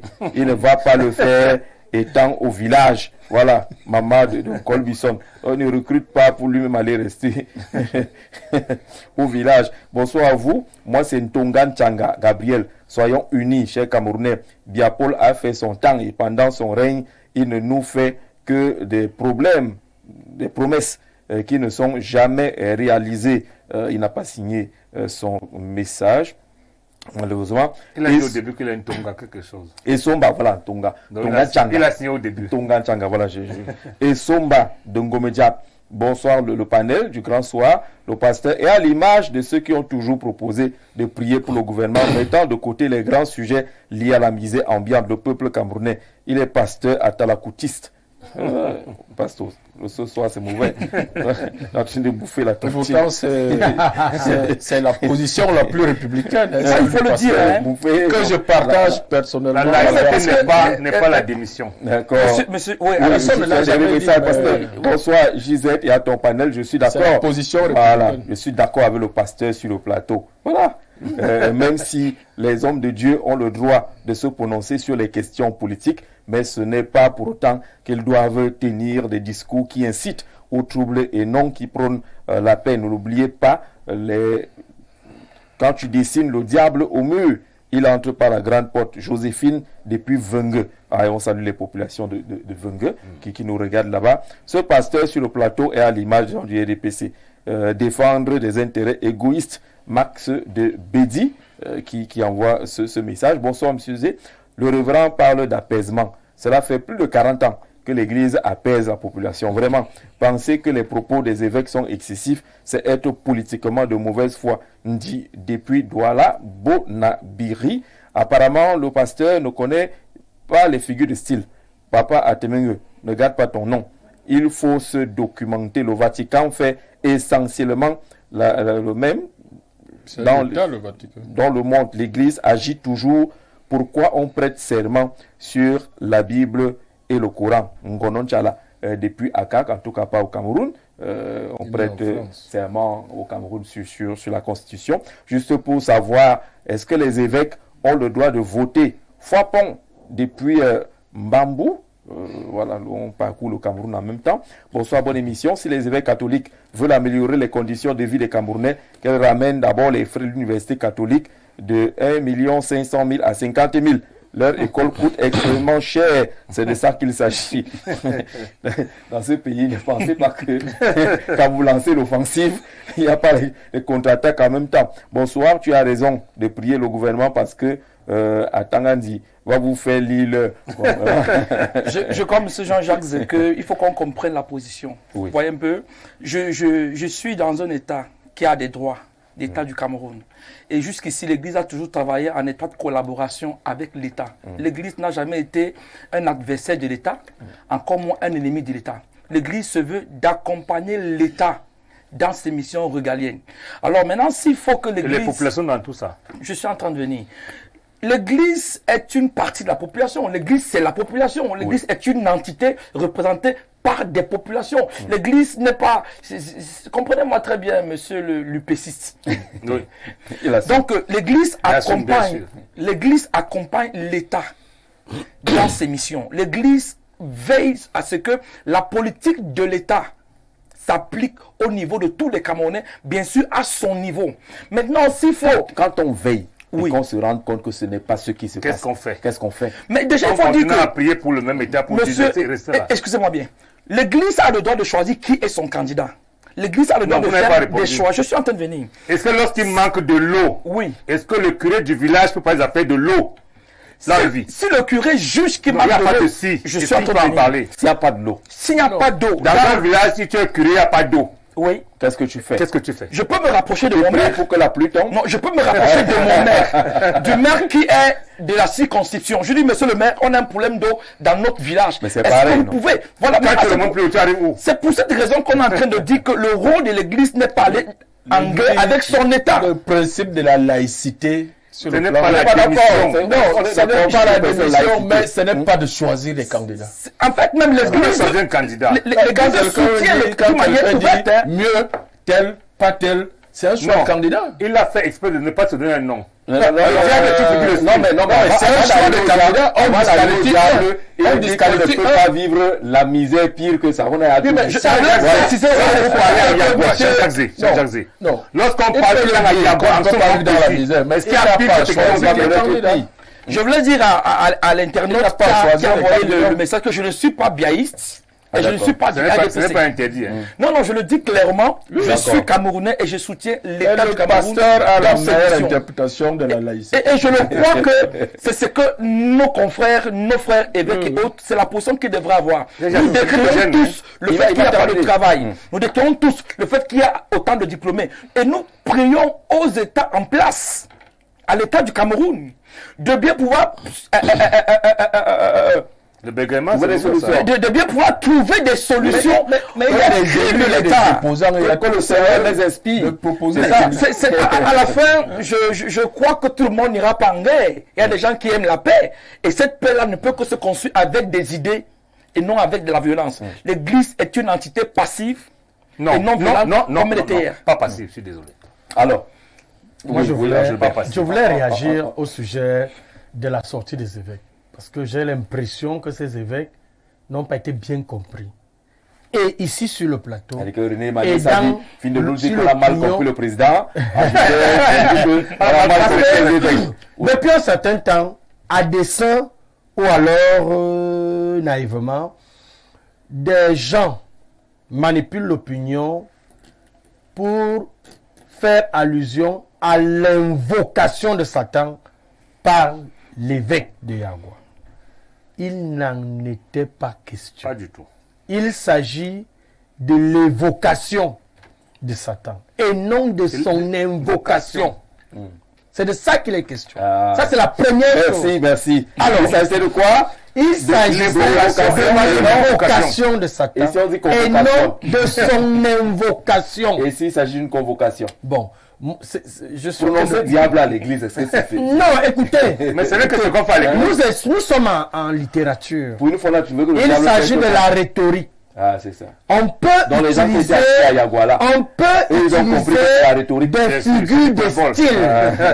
Il y a eu des figures de style qui ont été utilisées pour essayer Angèle, de Angèle, ressortir. tu vas aller jusqu'au bout. Mais on est à Yagua, dans une commune, une cité semi-rurale. Et vous arrivez avec le discours de la rhétorique. Là, vous voulez dire aux gens que non, je faisais les figures de style, c'est ça? C'est la communication, c'est-à-dire Mais la parler aux communication gens. doit maîtriser la cible.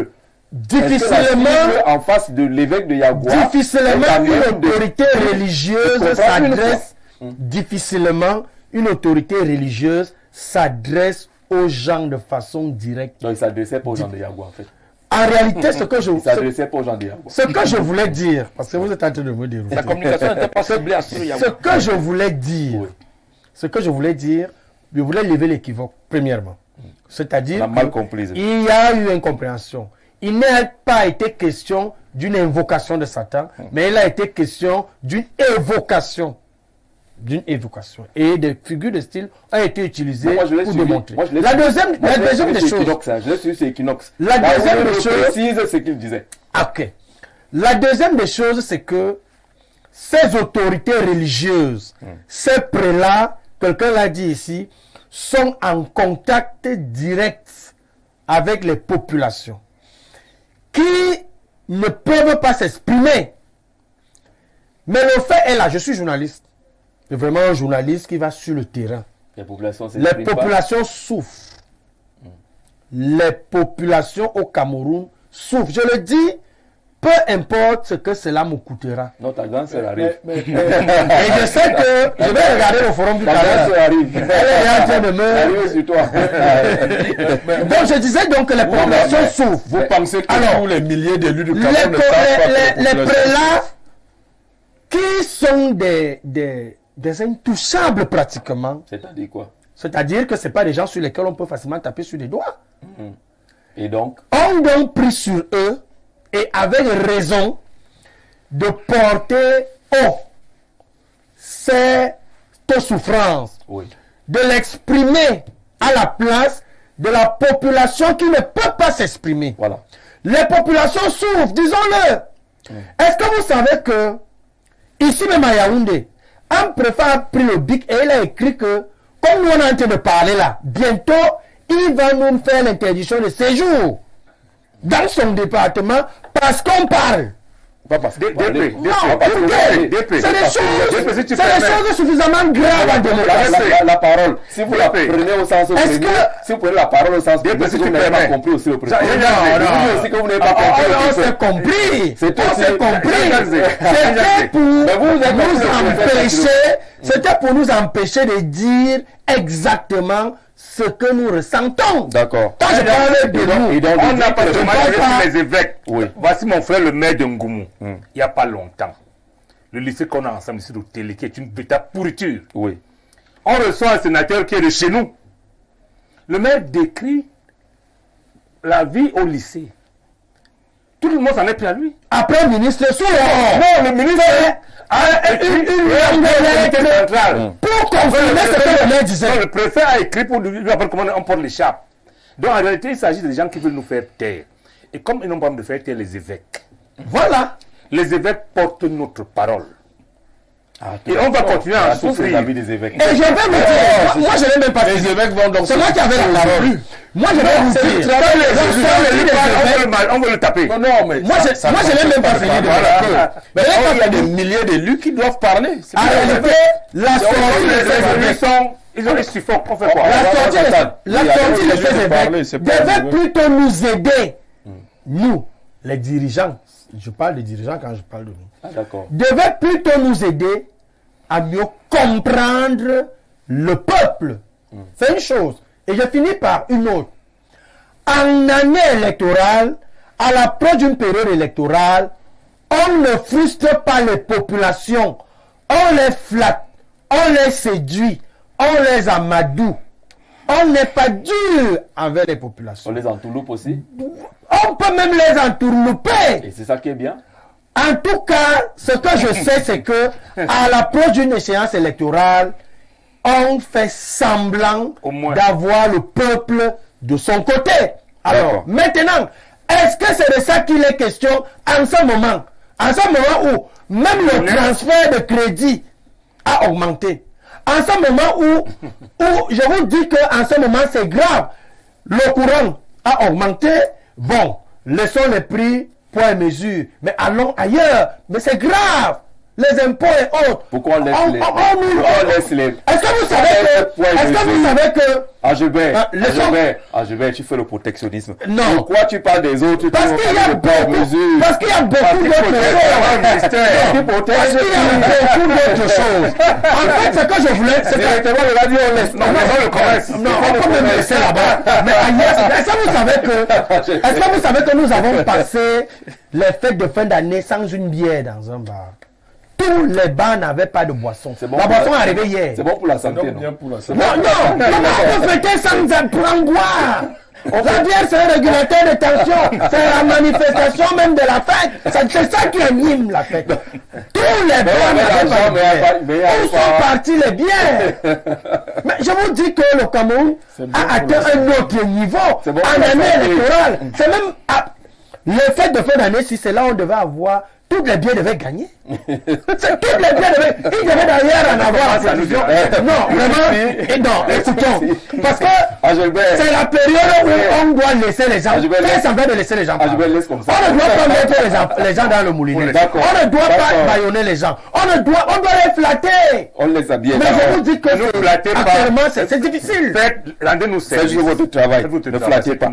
Bonsoir Gisèle et à votre riche panel. Que le pasteur sur le plateau ne s'érige pas en donneur de leçons vis-à-vis des prélats. Ces prélats sont intellectuellement bien assis. Il n'y a pas pour savoir quel est leur rôle au cœur de la société. Nous voyons tous que le pays va mal. Ces prélats ont bien droit de porter les douleurs de leurs ouailles, bien sûr. Rodrigue Aldabé Vina, c'est un journaliste qui envoie ce message. Demandez à monsieur le maire, quand il s'est pris au MINSEC, c'était toujours les évêques, Kana Raphaël, depuis Fébé Villa. C'est un élu. C'est le travail de l'élu, pas le travail de l'évêque.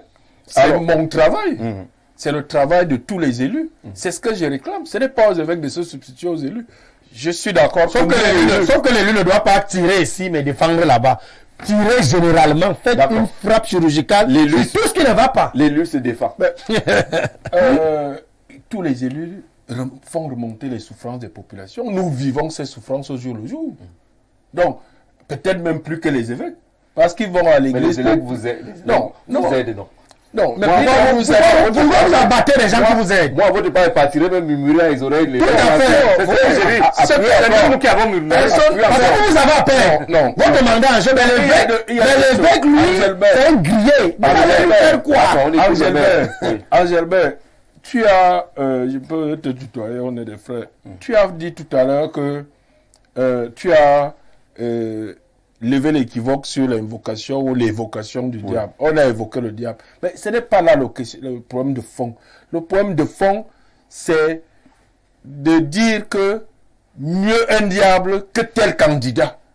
C'est ça le problème de fond. Et là, ça crée, ce n'est plus l'harmonie entre l'État, la politique et l'Église. C'est ça le problème de fond. Ce n'est même pas de dire de parler du diable en tant que tel. Qui dit Dieu dit diable. Donc ils parlent de Dieu et de diable tous les jours. Ils sont là pour que les gens aillent vers Dieu, pas vers le diable. Ça c'est un extrait. Il fallait suivre tout le discours en intégralité pour mieux comprendre dans quel contexte il s'est exprimé ici. Non, parce que vous aussi vous voulez justifier. Vous aussi vous voulez justifier les problèmes et les souffrances des populations pour que les évêques parlent au nom des populations. Les évêques c'est pas leur vocation de parler au nom des populations. Ce sont les élus. Ils attendent un bilan du chef de l'État qu'ils ont élu. Ils attendent un bilan du député. Ils attendent un bilan du sénateur. Quand j'ai évoqué sur la situation catastrophique du lycée d'Otélé,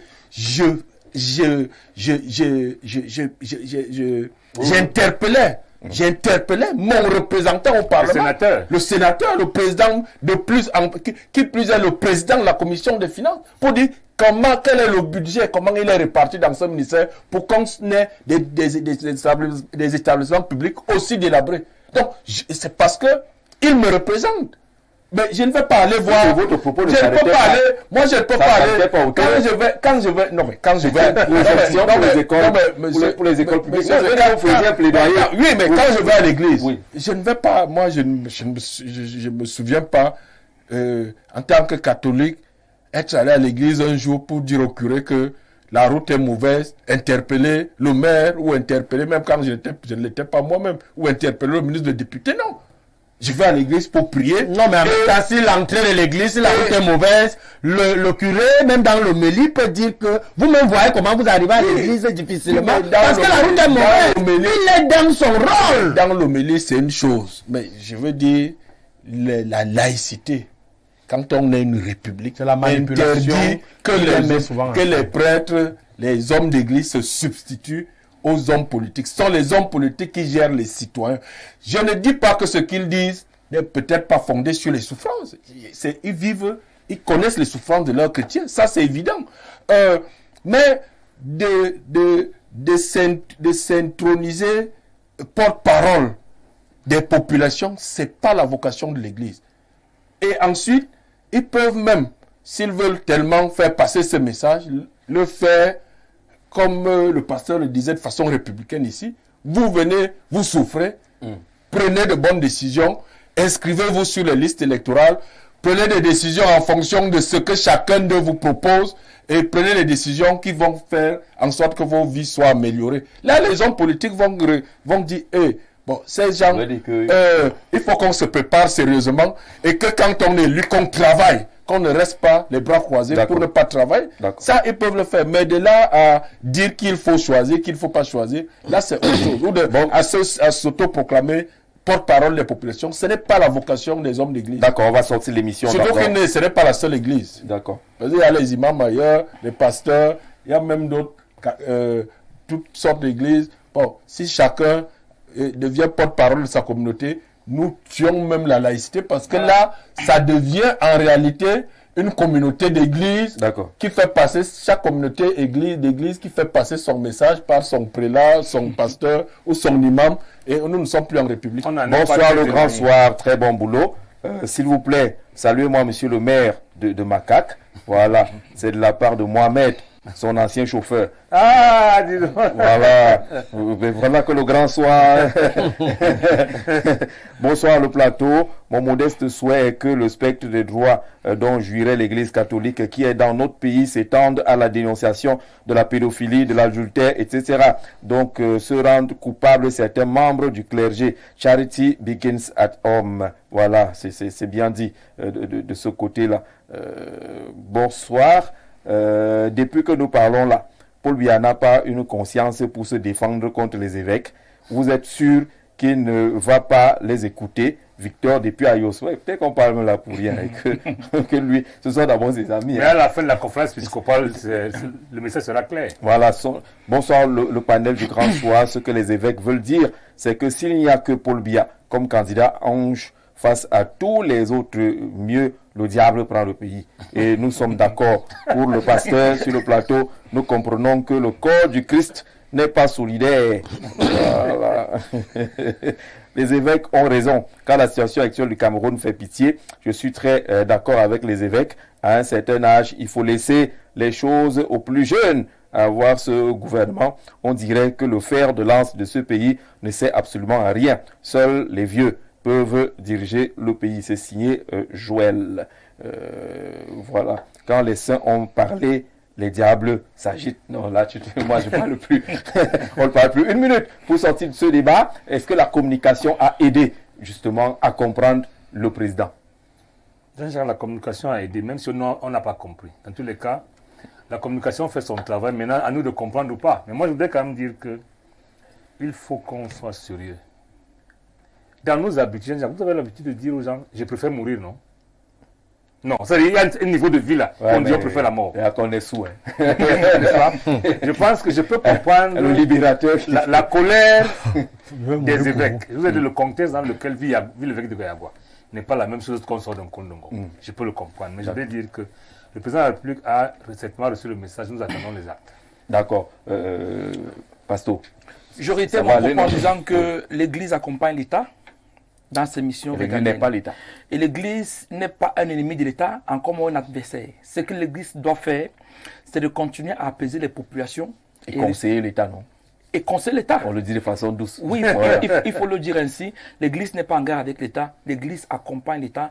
Et je bénis Dieu pour le communiqué du ministre de la Communication qui vient encore davantage mettre certains éclaircissements sur la position du chef de l'État. Ce que je demande à la sortie de cette émission, c'est que l'Église que je représente ici, la Congrégation baptiste camerounaise, qu'on continue à soutenir l'État. Et si jamais le président venait à se présenter et qu'on n'était plus d'accord à ce qu'il soit là, que l'Église fasse un choix. Un choix avec lequel il ne sera pas capable de regretter demain. Le choix ne se fera pas par de la violence ou par des paroles assez prétentieuses, ça se fera dans des urnes. Et là, on pourra choisir notre président pour la prochaine transition politique. Alors, je vais l'activateur. La communication a beaucoup aidé parce que moi j'ai compris à travers la communication gouvernementale et même la communication de certains caciques du RDPC que premièrement, le président Paul Biya n'a pas encore dit qu'il sera candidat à l'élection présidentielle. Qu'il Il ne sera pas. n'a pas besoin de dire qui sera C'est moi qui parle. Il n'a pas dit qu'il sera candidat. Le président Paul Biya n'a pas encore dit que il n'a pas encore déclaré sa candidature pour l'élection présidentielle 2025. Deuxièmement, on attend. Les évêques sont dans leur rôle. ils doivent parler. Et cela ne doit pas nous faire avoir des problèmes avec l'Église. Voilà. Ça ne doit pas nous faire perdre la foi. Que chacun fasse son travail et nous sommes en démocratie, que chacun s'exprime. D'accord. C'est clair. Monsieur le maire.